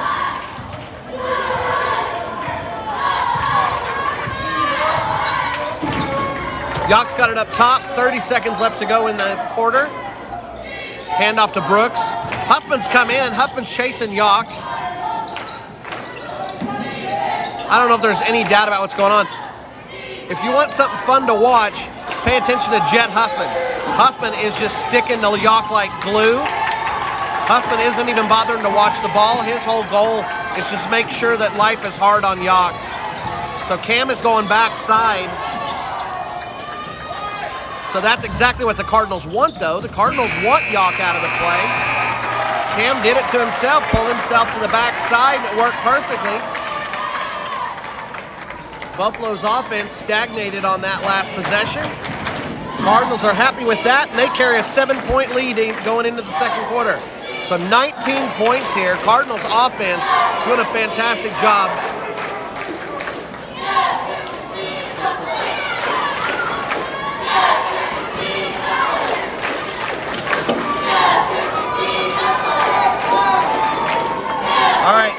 stats. Mario Hernandez has a rebound and a foul. Carson Peters has 1 bucket for 2 points, a rebound and a foul. Caden Moses has a block. Bryson Parker has 10 already, 2 threes to go with 6 points in regular field goals.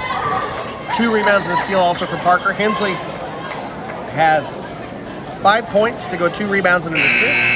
And Aaron Resendiz is the only other player on the stat line with a rebound.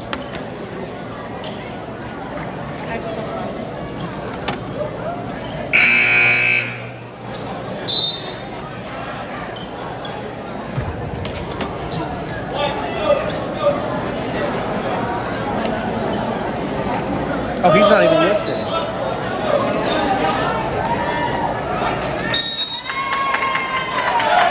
Buffalo took too long. Clock's running. All right, here we go.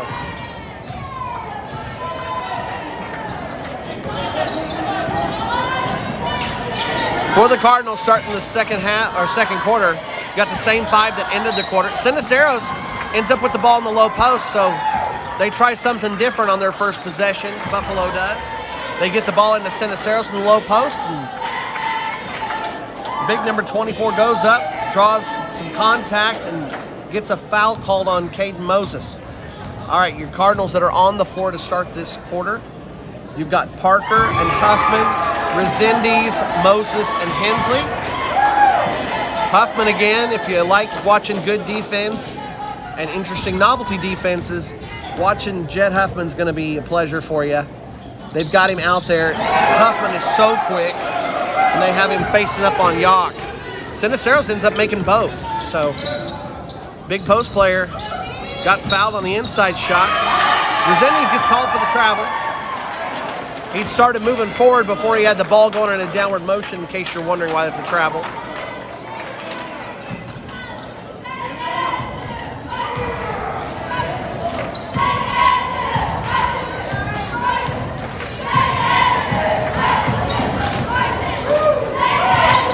Rios has it up top. They're taking the ball out of Camden's hands now. Oh, Cardinals have gone to a zone, so Parker now is watching over Yock. Shot's a miss. Hensley's got the rebound. Cardinals in transition. Hensley leading the way. Puts the shot in. Rios had come underneath Hensley. Jackson will end up being called for the offensive foul.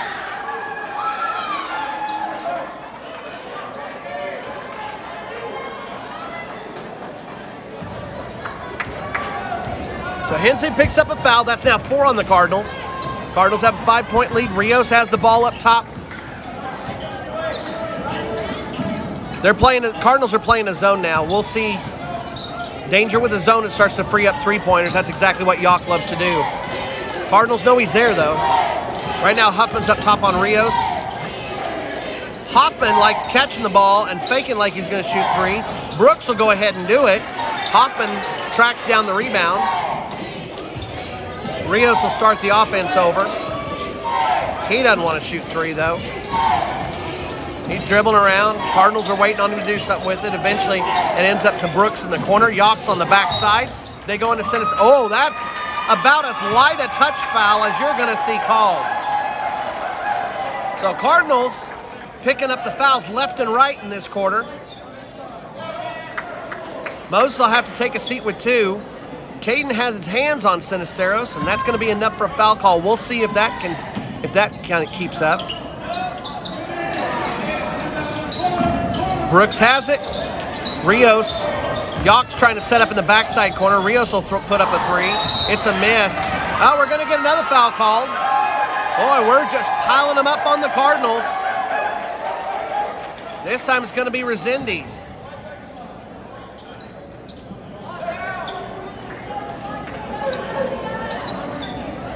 So Cardinals have picked up, I think, 4 fouls in less than 2 minutes to start the second quarter. Levens has come in. He gets the rebound. See what I said about the floor? Levens might be hurt. I'd warned you about the floor. There's dead spots, weird spots on that floor. It's happened the whole tournament if you were watching for it. Nash caught one and went down hard.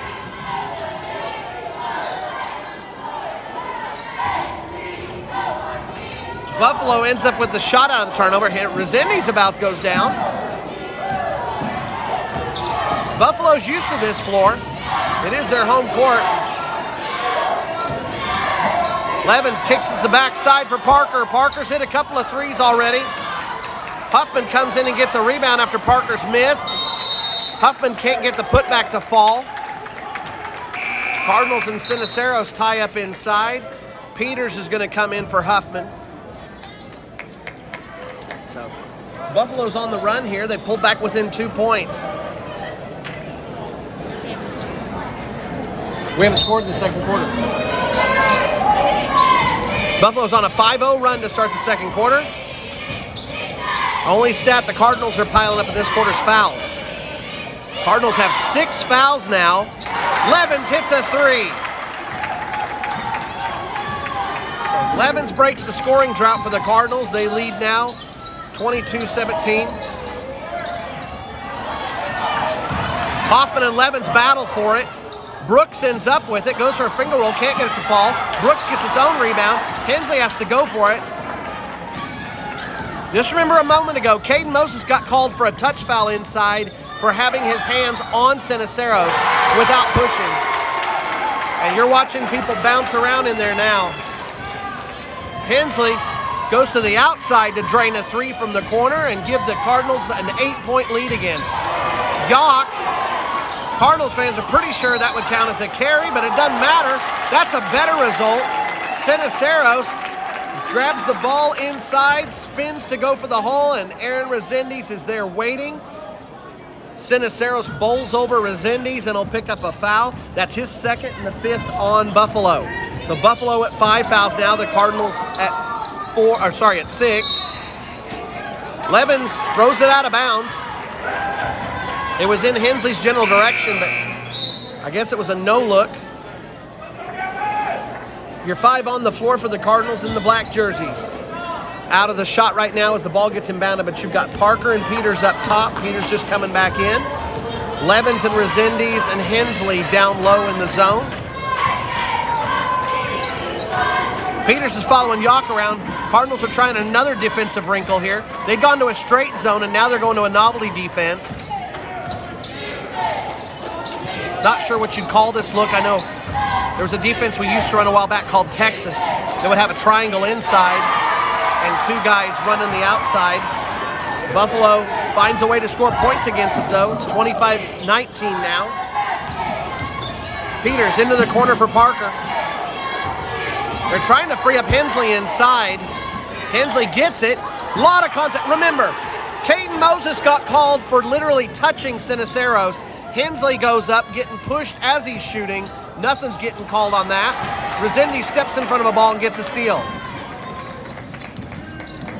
Into the corner for Levens. Hensley sets up inside again. They've got him working against Gore. Hensley's got quite the size advantage on Gore. Buffalo's trying to run a man, but they're running it very loosely. Cardinals trying to take advantage by going a 4 out. So take a look here. Resendiz gets it into Hensley. Notice that Gore reached right over Hensley as Hensley grabs it. Hensley tries to sell the fact that he was standing straight up, but Hensley's going to go to the line and shoot 2.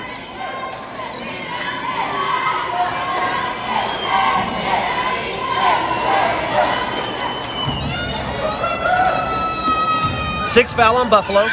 First on Gore. Hensley makes the first. 3 minutes left to go in the first half. Cardinals leading by 7. Cardinals have done a good job shutting down Camden Yock in this quarter. Don't expect the senior to stay quiet for long, though. Hensley misses the second. Resendiz goes for the rebound. Hoffman takes it away from him. Just too tall. Resendiz couldn't hold on the ball. Rios has it on the outside. Rios driving in. Outside for Brooks. Brooks goes for another 3. It's an air ball. Hernandez has it. Gets it out to Peters. Hernandez, by the way, has come in. You'll notice me saying his name. Parker sets up, wide open 3. Oh, rims out. Looked like it was going to fall. Resendiz going to get called for another foul.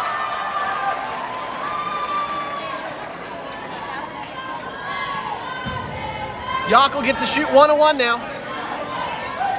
Cardinals just have to adjust the way the game's being called. We might disagree with the calls, but that doesn't change that the whistle got blown. So Aaron has to take a seat with 2 fouls. Coach Beavermeyer will send him to the bench to protect those fouls. We probably won't see him again in the first half. Yock hits the first one. Don't expect Yock to miss too many free throws. Rios will come back in.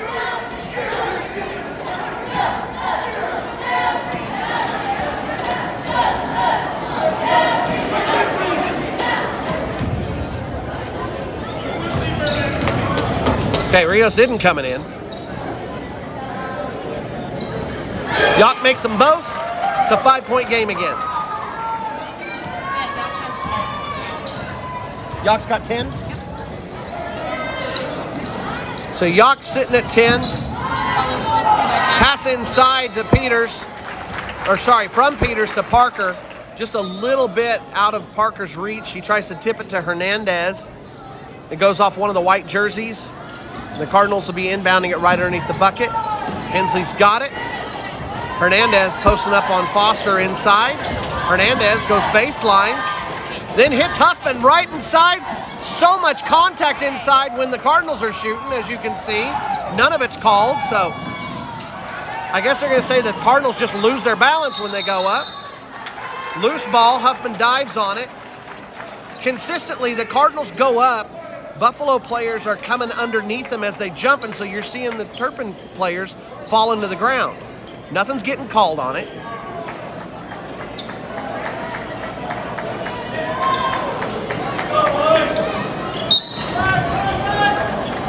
Brooks will throw it in. Rios has it up top. Cardinals have gone back to the novelty defense. You can see Peters working against Yock. Moving screen by Hoffman, but it's not going to get called. Hoffman moving around on the screen. Hoffman gets it, fakes the three-pointer again. He still hasn't shot from outside. He likes faking that three every time. And then Huffman steals a pass intended for Rios. Huffman quickly up the court.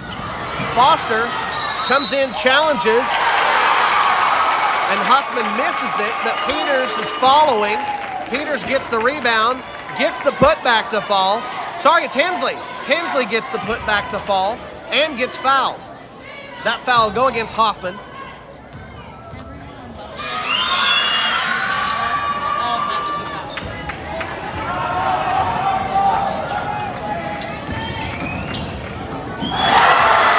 Oh, nice job there. Huffman's got the ball. Parker's open on the backside. Hensley's got it. Up Huffman, up top. Huffman's open for three. Drains it. Cardinals lead by 10. Cardinals on the run right now. Huffman moving screen like crazy. Then Brooks moving screen. I'm going to call it out if I see it. Hernandez goes for a rebound after the miss on the three-pointer. So there's no doubt on those. You just can't move when you're screening. Fouls on Foster. That's his first. Cardinals with a 10-point lead here. A couple of times in the game, the momentum swings have gone Cardinals' way. Then Buffalo's found a way to claw back into the game. Hernandez makes it. It's 11 points now. 32-21, 106 left to go in the first half. Hernandez misses the second. Yock's got the rebound.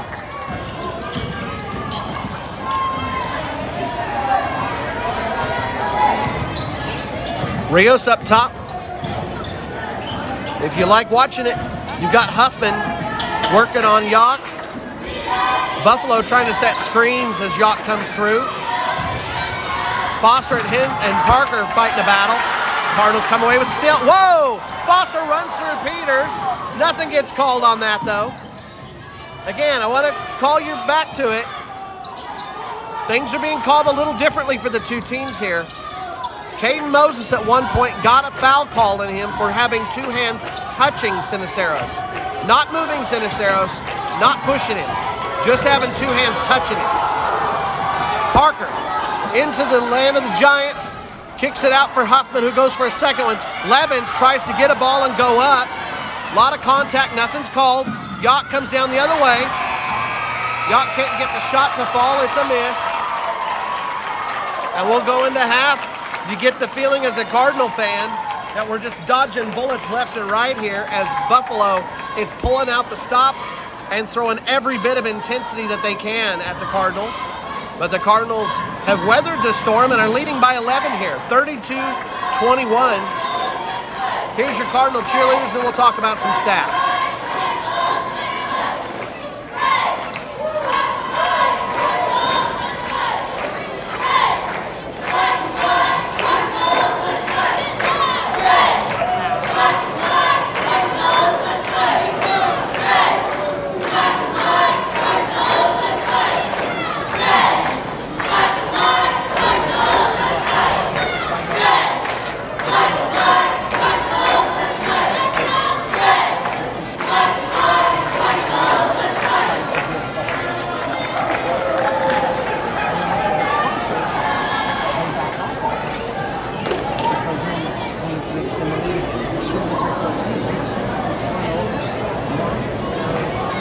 All right, your stats for halftime. Hernandez has 1 point, 2 rebounds, and a foul. Huffman has a 3-pointer, 2 rebounds, and a steal. Levens has a 3, 2 rebounds. Peters has a bucket, 2 rebounds, a foul, and a steal. Moses has 2 fouls and a block. Bryson Parker has 12 points, 6 of it's off 3-pointers, and he's got 3 field goals. Parker also has 2 rebounds and a steal. Jackson Hensley, 4 free throws, 1 3-pointer, and 4 points on the inside gives him a total of 11. 5 rebounds, a foul, a block, and an assist. And Aaron Resendiz has a rebound and 2 fouls and a steal. Coach Biermeyer's changing things up here. It's been interesting to watch the game. The two coaches dueling back and forth. Buffalo coming out with a half-court press. Didn't really do a lot of damage to the Cardinals. They only got 1 turnover out of it. Did slow things down a little bit. And the Cardinals ended up with a 19-point quarter while they were pressing. So Buffalo backed off, and the Cardinals scored 13 in the second quarter. So Cardinals have won both quarters. They won the first quarter 19-12. Second quarter they won 13-9. So Cardinals have built up a double-digit lead. But boy howdy, does it feel like it's a challenge the entire time. But that's to be expected. Buffalo's a quality opponent. Camden Yock's a tremendous guard. And the two teams are facing off in the championship game of the tournament here. The Bison Boosters have been doing a fundraising raffle. All right, if you're at home and you bought a raffle ticket, they're about to announce the raffle winner. Processed beef, donated by Tom Fanning and Buffalo Feeders. Also, there'll be a ticket drawn for a Block 42 380 auto donated by Medic Pharmacy and Gift. And there'll be a ticket drawn for an Arctic ultralight cooler donated by DCP Midstream.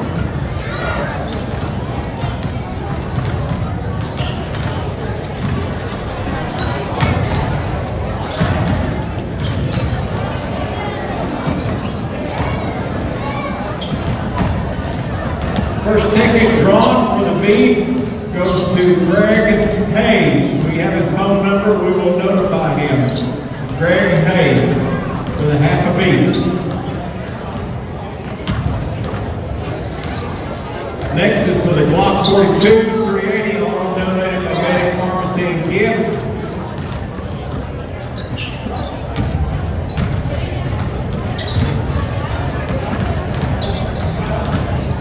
Dale Stratton, no. Josh Deese.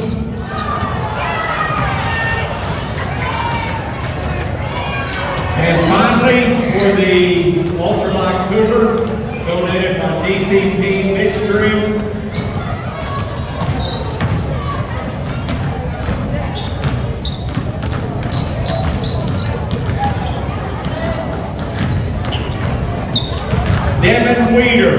Devin Weeder, thank you for everyone that donated. This goes into Bison Boosters, which has been very active this year. Thank you very much.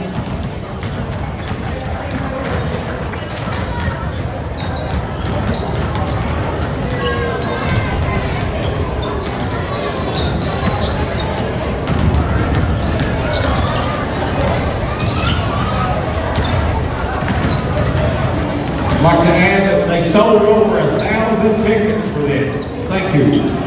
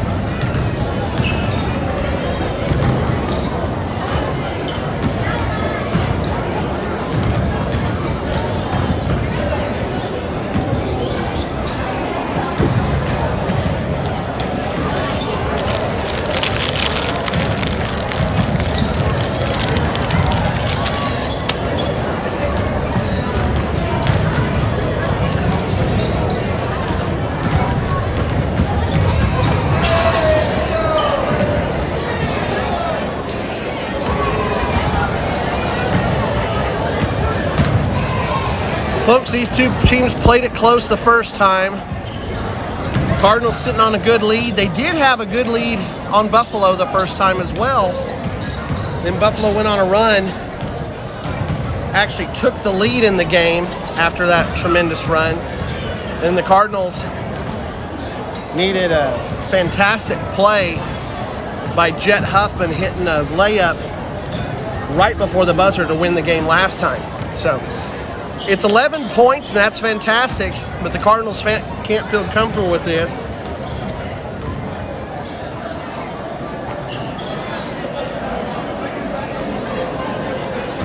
But we'll take the lead. It's a whole lot better than being down by 11. Coming onto the court, you've got the starters. Parker and Peters, Moses, Hensley, and Hernandez. Cardinals have the possession there to start the second half. Buffalo is in a man-to-man defense. Parker goes baseline, stalls out underneath the bucket, kicks it out to Hensley, back up to Peters. Cardinals will reset. Parker's open on the baseline, puts in the jumper. 2 more points for Parker.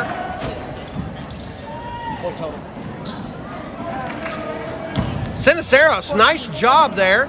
He gets inside, gets a good shot off. He ran into Moses, no call either way. The rebound by Hensley. Cardinals have it going the other way. Now they're up by 13.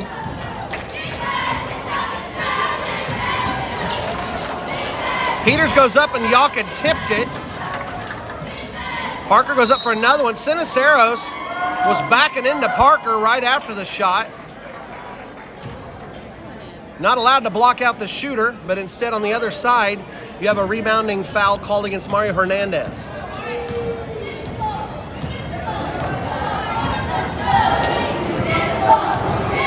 Brooks is coming down. Peters this time draws the duty on Yawk.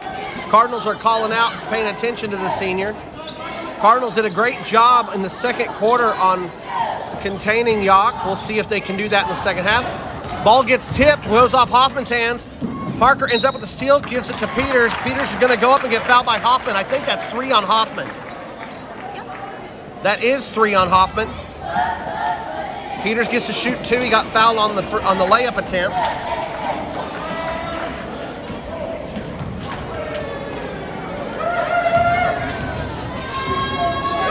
Peters shooting 2. He's got 2 points. Adds 2 with that free throw, so now he's got 3. Cardinals up by 14, 35-21. Vice are in danger of this thing getting a little bit out of hand if they're not careful. Buffalo can score in a hurry, but a lot of that's going to be dictated on whether or not Camden Yock can get free. Cardinals defense right now seems to have the Buffalo seniors number. Cardinals now up by 15. Yock has the ball this time.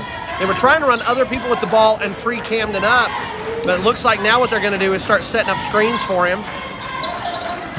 He passes it to Brooks. Brooks goes baseline, puts up a high floater. Parker comes in from behind and gets the rebound. So strategy change on offense didn't work out that time. Cardinals right now have the number for everything that the Bison are trying to run. Hernandez hits a baseline jumper. I think we're at 18 now. We're at 17. 38-21. Cardinals doing a great job on the run here to start the second half. They've got 6 quick points. Buffalo still hasn't scored yet in the second half. Yock kicks it across the way to Rios. The Cardinals defense just is providing a riddle that the Bison can't figure out. It's not a straight man and it's not a straight zone. It's disguised well. A nice inside shot though. Buffalo ends up pushing it inside. The Cardinals, essentially what you're seeing is a version of a triangle in 2, but the triangle zone has an added wrinkle to it. And so they've got one man facing up on Yock to make sure he can't get open. And then they've got another player who's essentially roaming the three-point line. Buffalo doesn't have a strategy to counter it. They've tried screens, and the screens just bring more people into the picture. Cardinals try to go inside to Hensley, but the pass is low. Yock drives inside. Doesn't get the shot to fall, but gets a nice pass to Rios. Rios gets it. Oh, it was Estrada, I'm sorry. Estrada gets a Rios is number 2, Estrada's 0. So Buffalo's back within 13.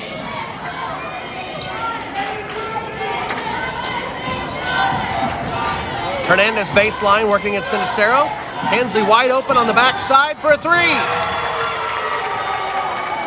These teams just do not learn. Hensley is so dangerous inside, so when he pops out to the three-point line, they treat him like a traditional post and they give him space, and then he takes advantage of it and just drains it. Hensley has 14 now.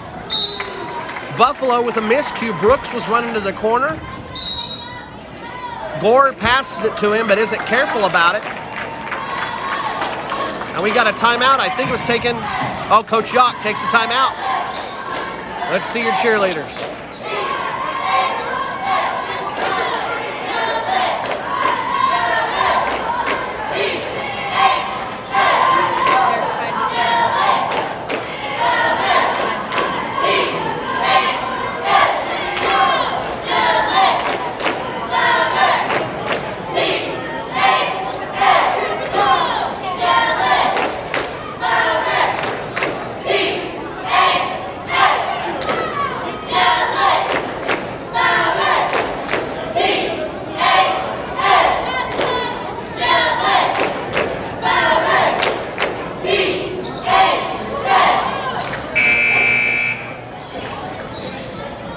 Coach Yock took the timeout. Was that his second? I thought he was taking the 2 other ones. We've got down that Coach Yock's taken 2 timeouts. We may be missing one.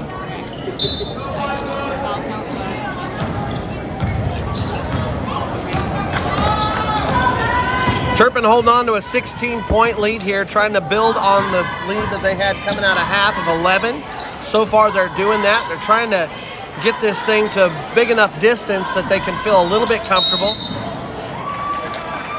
Hensley goes up, and I think it's going to get a foul called on him. Estrada did a good job as Hensley tried to go up. Estrada goes underneath him on the block out, takes Hensley's legs out from under him.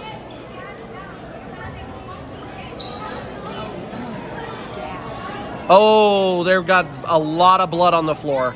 Someone's injured. Not sure who. They have to check the players. Oh, it's Siniceros. We'll have an official timeout here. They have to deal with the blood.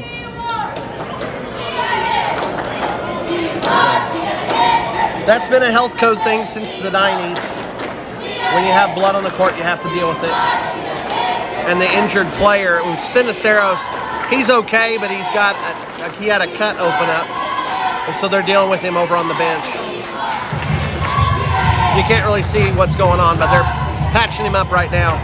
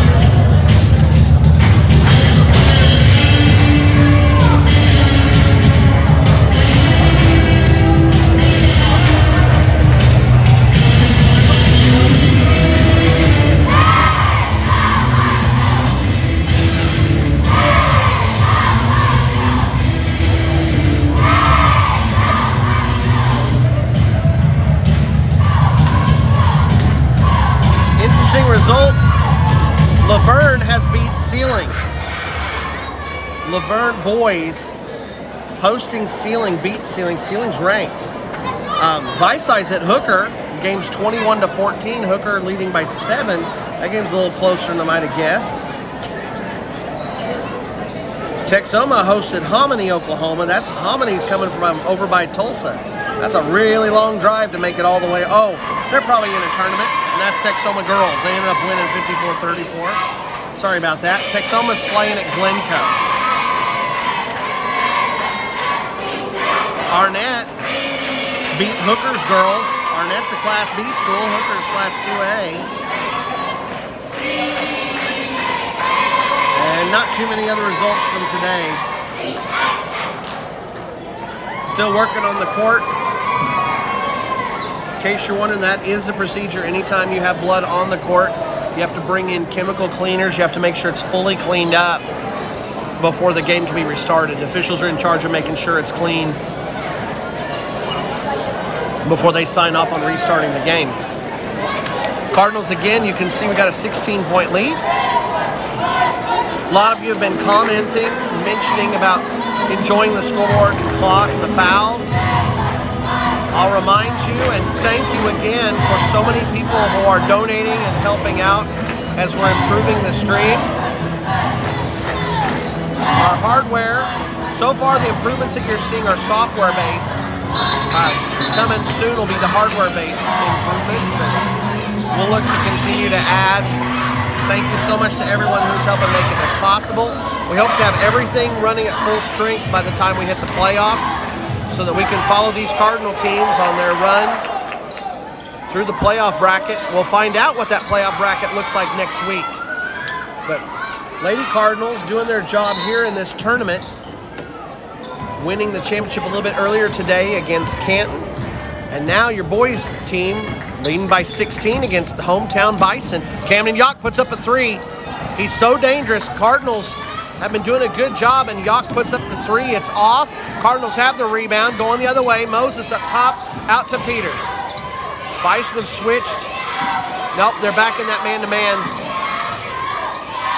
Parker's got it. Baseline to Hernandez. Hernandez works against Siniceros. And Siniceros ends up with a good challenge for Hernandez.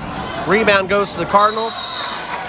Yock and Moses end up grabbing the rebound at the same time. There'll be a jump ball. Resendiz and Huffman will come back in. Peters and Hernandez will take a seat.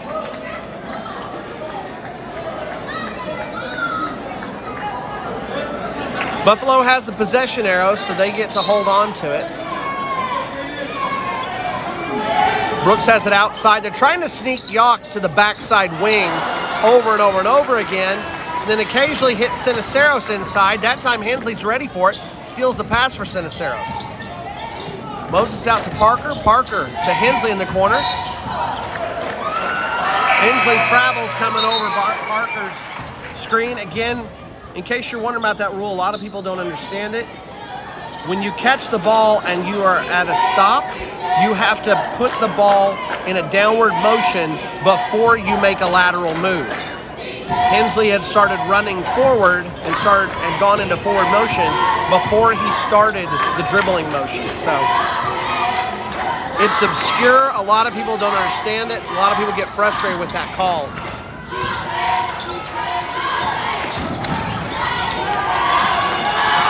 Rios looks in for Siniceros. Siniceros dives into Huff Parker's legs. Just because it's a loose ball doesn't mean you can just dive into people, but Buffalo's doing it anyway. Rios has it up top. Now Yock's got it. Brooks coming over. They're trying to screen for Yock as much as they can. And then Yock goes ahead and pulls up for a three. It's a miss. Brooks and Huffman fighting for it. Huffman uses Brooks' game against him. Bodies up, pushes him away before going for the rebound. But they'll say it's out of bounds off of Huffman. Really physical game here. They're doing everything they can to try and get to the ball.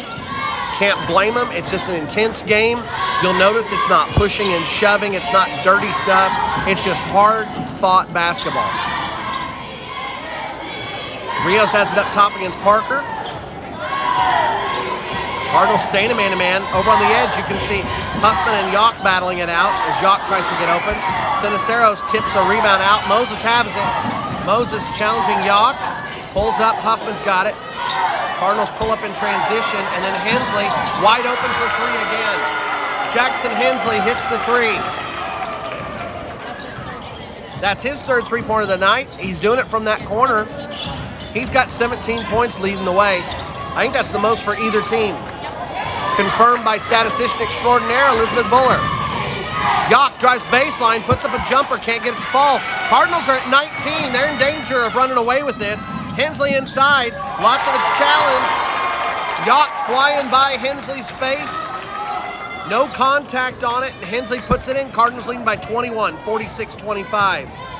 Cardinals have been a tremendous third quarter team in 2023. Ever since the calendar year changed, something happened for the Cardinals. When they come out after half, they have just been blowing things up in the third quarter. Levens will come in, Moses will take a break.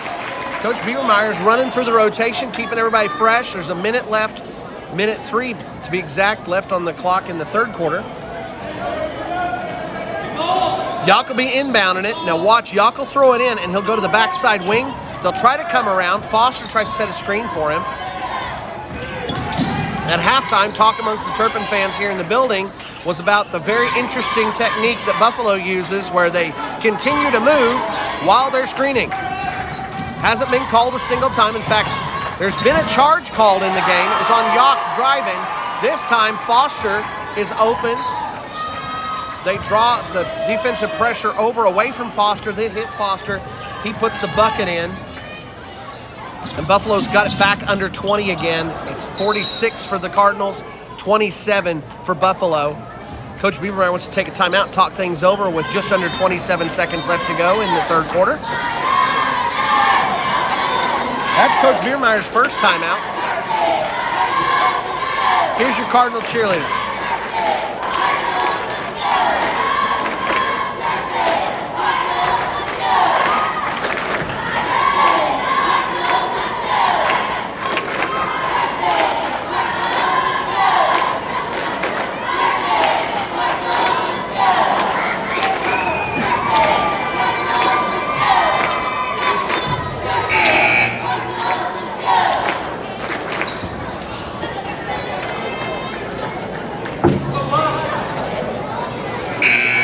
right, Cardinals are going to have the ball in the corner.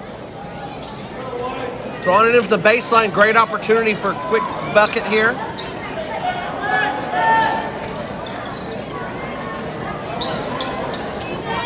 Sorry, they're getting to throw it in. Not in the corner, but right down there at the, right by the lane. That's fantastic. Throw it into Hensley. Hensley back to Resendiz in the corner. Resendiz, spin move goes up.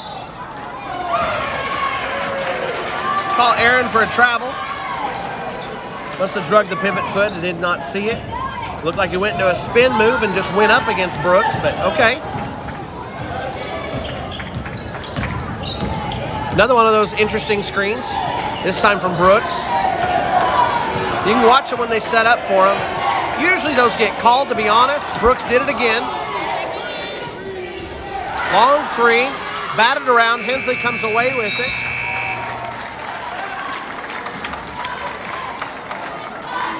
In case you're unfamiliar with the rule about the screens, the offensive player can go stand still, and then the ball carrier is supposed to use the screen that they have set. That's not quite the way that Buffalo's running it, but it's not getting called.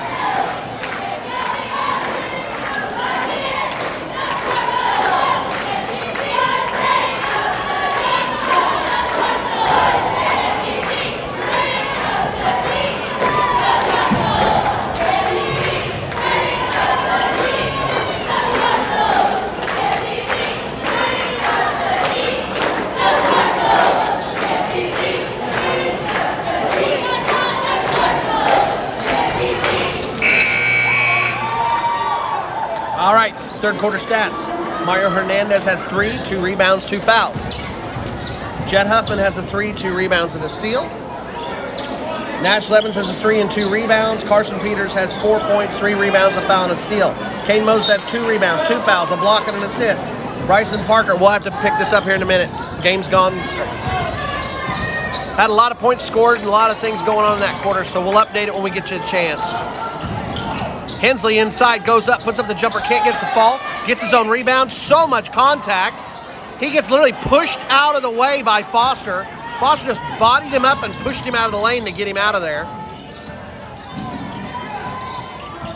Buffalo ends up with it. They come the other way, they're running offense now. Rios has it up top, working against Huffman. Rios slips and falls. Resendiz comes away with the steal. 3-on-2 here. Levens open on the backside. Beautiful job by Bryson Parker. All of them did a great job. Levens brought the ball down, kicks it to Parker on one side. They pulled the defense over. Just fantastic job. Resendiz had brought the ball down, and it was Levens putting the shot in. Resendiz has the ball now after that rebound. Resendiz against Brooks. Cardinals with a 21-point lead. Tell you what, they're not watching for the fouls, but boy howdy, are they on top of the dribbling violations. Cardinals have got to be careful with that. They're giving the ball back to Buffalo. Buffalo's defense isn't taking it away, but the Cardinals, with the dribbling violations in this quarter, have done it a couple of times to themselves. Yock's got it up top. Parker's matching up with him. Camden Yock has been pretty quiet. We need a point total on Yock. Yock's sitting at 10 points. Foster tips it away from Peters for a rebound after the miss. Rios has it up top, working against Peters. Yock's trying to sneak around to the backside wing. Yock gets open, but can't hit the shot. Resendiz has the rebound. Resendiz leading the charge. Cardinals have the, whoa, Levens falls again.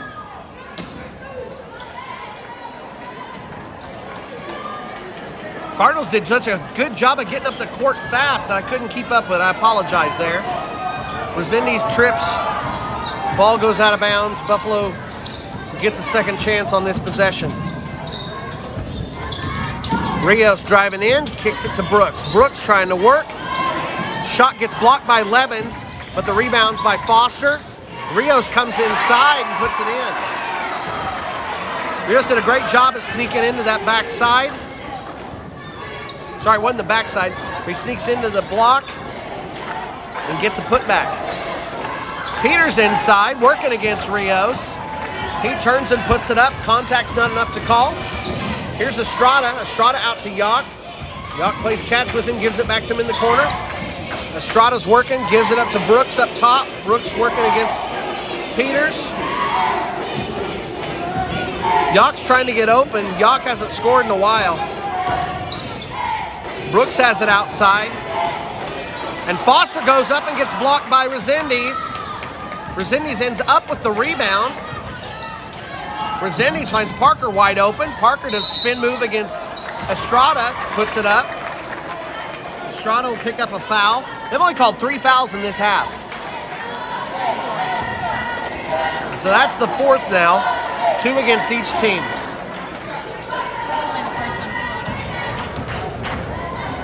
So Estrada's only picked up 1 foul. Cardinals are leading by 20 points after Parker makes the first. It's 49-29. No, it's 49-27.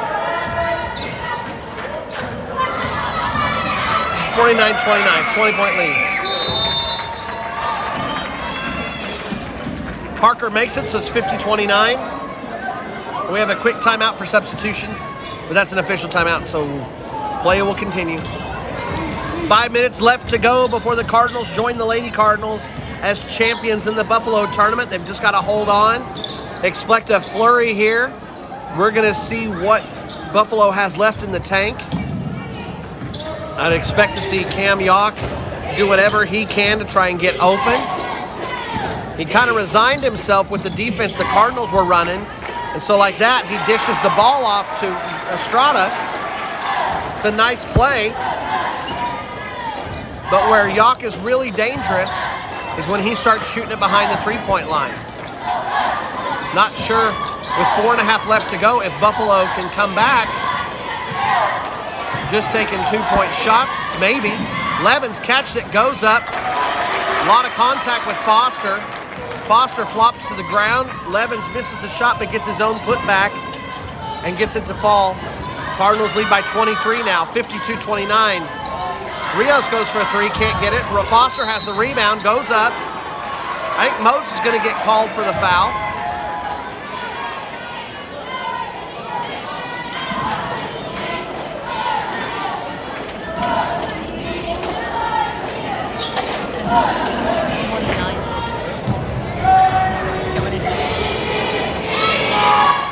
Foster misses the first.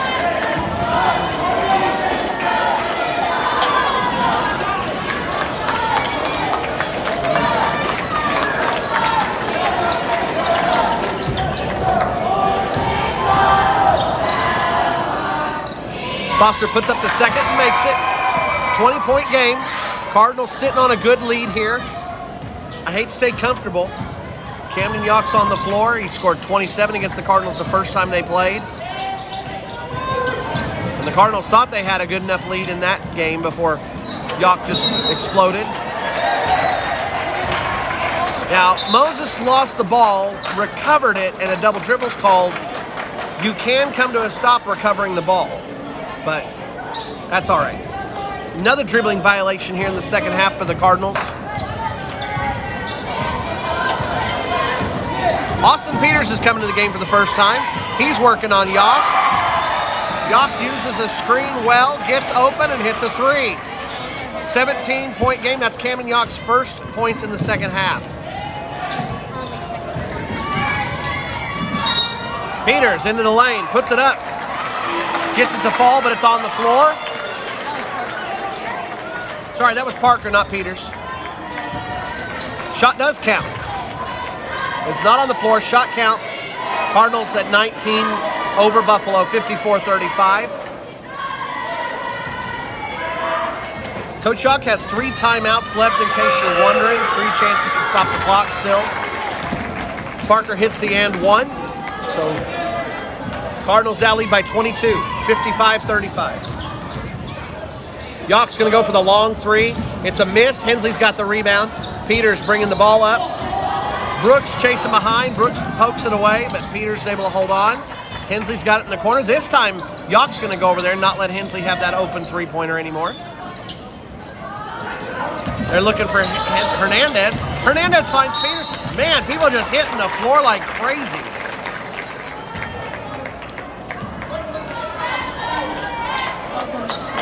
If you're like me, I'm a little bit dubious that the contact between Parker and Brooks was enough to send Brooks to the floor like that.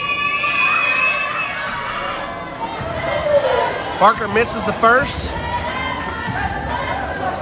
They're going to call the foul on Estrada, not on Brooks.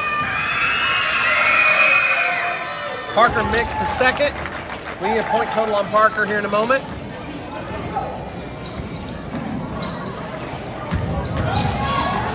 Foster drives inside, bowls through Hensley and puts in the shot. What's that? Parker's got 20? 20. Parker's got 20, by the way. Moses getting pushed out of across the timeline. Hensley, literally Brooks grabbed Hensley's arm that time. Hensley gets the ball off. Hernandez has it now. Austin Peters open on the backside for a three. It's going to bounce over the standard. The rims here in Buffalo are so tight. We've been seeing that the whole tournament. Of shots hitting the rim and just taking tremendous bounce up and over the standard.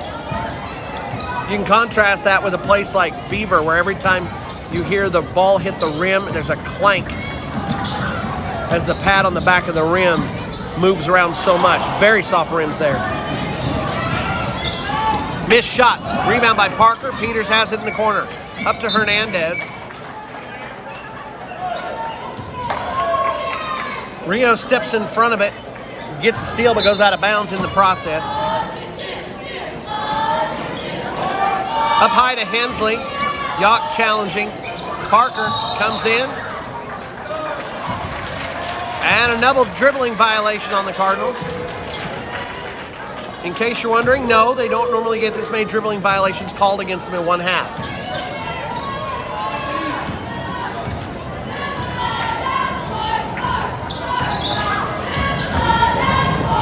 Yock goes up like he's going to shoot, spins and tosses it out to Brooks.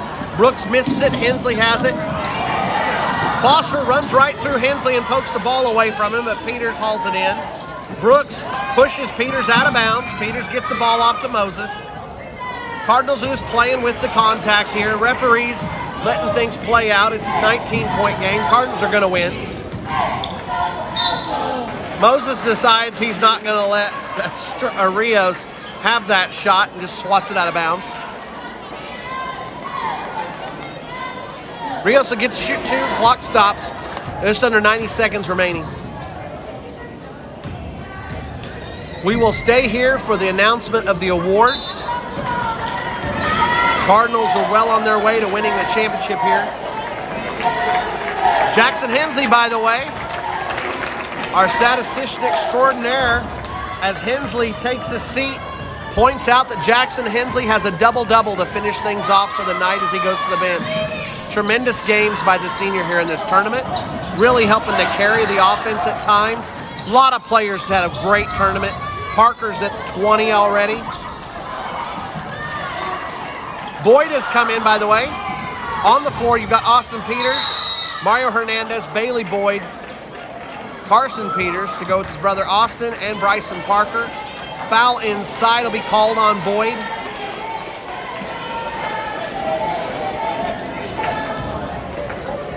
Yock will get to shoot two.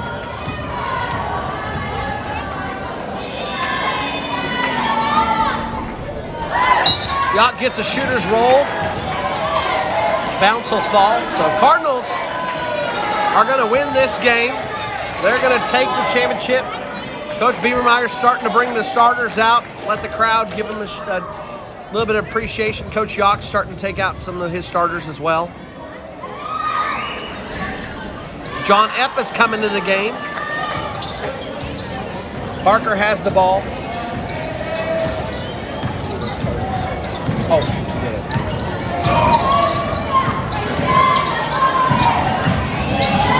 Buffalo not backing off. There's 58 seconds left. This game's over. But Buffalo's not backing off. Cardinals are running the clock out here.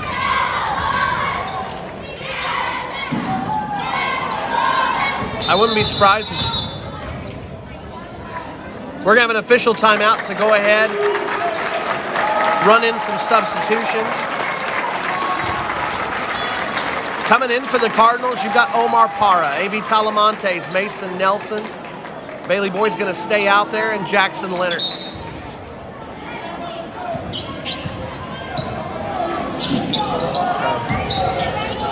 future starters closing things out with Bailey Boyd on the floor, the senior, helping finish things out. Cardinals getting ready for the trophy ceremony. After the trophies, I'll stay here so you can see the announcements of the all-tournament team. My guess is you'll see several Cardinals on each of the boys and the girls team, with the teams having played so well. Long shot. It's a miss. Bailey Boyd's got the rebound. 13 seconds left.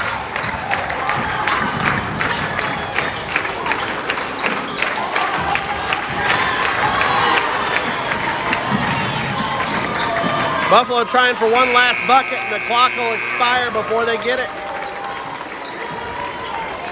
We'll run through stats after the announcement. So both Cardinal teams win the Buffalo tournament. First place for both teams. It's a beautiful looking trophy. It's a statue of a buffalo on top of a nice pedestal. That hardware is going to look really good in the front office for the Cardinals before it goes into the trophy case.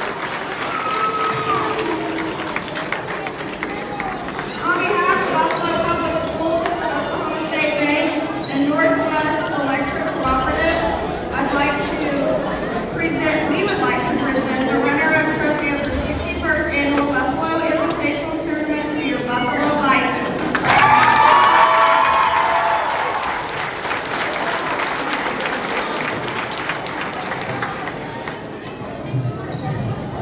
And for your champions of the 61st Annual Buffalo Invitational Tournament, the Turpin.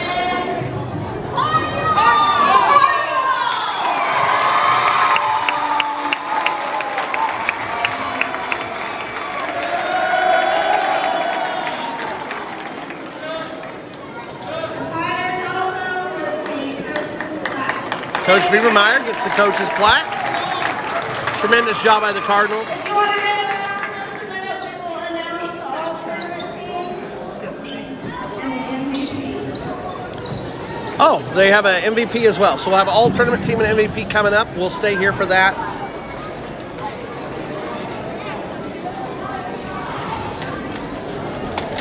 Stats from the boys' game. I don't know how quickly they're going to get to this. Mario Hernandez had 3 points, 3 rebounds, 2 fouls. Jet Huffman, 3 points, 2 rebounds, a steal. Nashville Evans, 7 points, 3 rebounds, and a block. Oh, here we go. All-tournament team.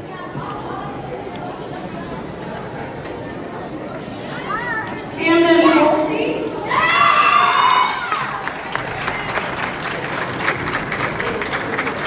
From Orleans. So first up is Halsey. Number 21. She was the young lady that kept shooting threes a whole bunch. Autumn Banzi. From Moreland, Autumn Vanzy. From Turpin. Shelby Moses. Shelby Moses from Turpin.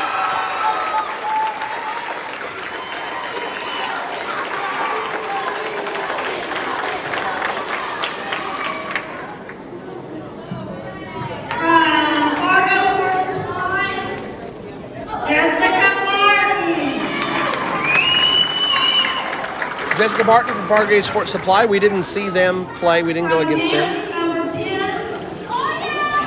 From Canton, number 10, Amaya Littlejohn. That makes sense. They revolved a lot of their offense around her. Young lady played great. And your 2023 Girls MVP for the 61st Invitational Buffalo Tournament is from the Turpin Cardinals, Abby. Hey now. Abby Bullard takes MVP for the tournament. Congratulations to our Lady Cardinals. We got 2 on the all-tournament team, Moses and Bullard. Of course, Cardinal fans would say, hey, we'd love to see Kemper Post out there. She had a great tournament as well. But we'll take this. Please zoom in on them for those of you that like getting pictures of the screen. For the boys team, from Buffalo, Cole Brooks.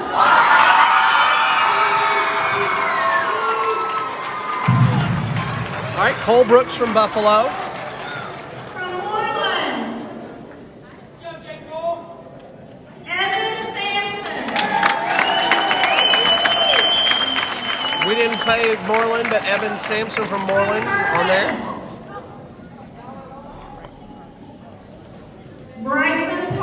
Bryson Parker from the Cardinals. He had a tremendous tournament, scoring 20 tonight to go with 5 rebounds, a couple of steals and an assist. Riker Garten from Fargo Gage Fort Supply. Super dangerous player, did a great job.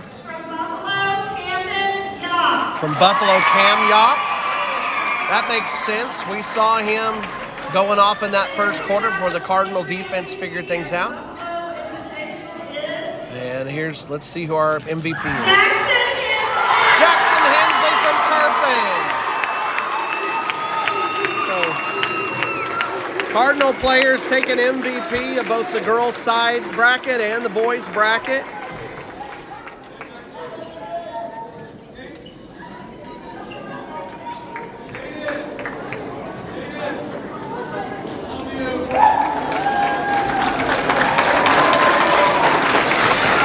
On behalf of Buffalo Schools, we'd like to thank all the schools and the student athletes that participated, the coaches. Thank you very much. Have a safe All right, let me run through stats. See you next year. All right, let me start this over. Mario Hernandez had 3 points, 3 rebounds, 2 fouls. Jed Huffman had 3 points, 2 rebounds, and a steal. Nash Levin, 7 points, 3 rebounds, and a block. Carson Peters, 4 points, 3 rebounds, a foul, and a steal. Caden Moses didn't get points, but had a tremendous game. 3 rebounds, 4 fouls, a block, and an assist. Bryson Parker leading the way for both teams with 20 points to go with 5 rebounds, 2 steals, and an assist. Jackson Hensley had 19, but had a double-double. Finished off with 10 rebounds, 2 fouls, a steal, a block, and an assist. Aaron Resendiz did a tremendous job as well. Didn't score points, but had 4 rebounds, 2 fouls, 2 steals, and a block. Bailey Boyd came in and gathered a rebound right away and a foul, and John Epp got a rebound as well. So both Cardinal teams take the trophies here in Buffalo, first place. We'll end the stream here. Cardinals, but things may get interesting next week. We got a junior high tournament at Turpin on Monday, and then on Saturday, on Thursday, get ready. The Cardinals are going to be heading to Enid, Oklahoma to face off against Garber for the Squirtle Festival. On Tuesday, we've got Balco. So, interesting week coming. You've probably heard the news that there's a lot of weather potentially coming our way.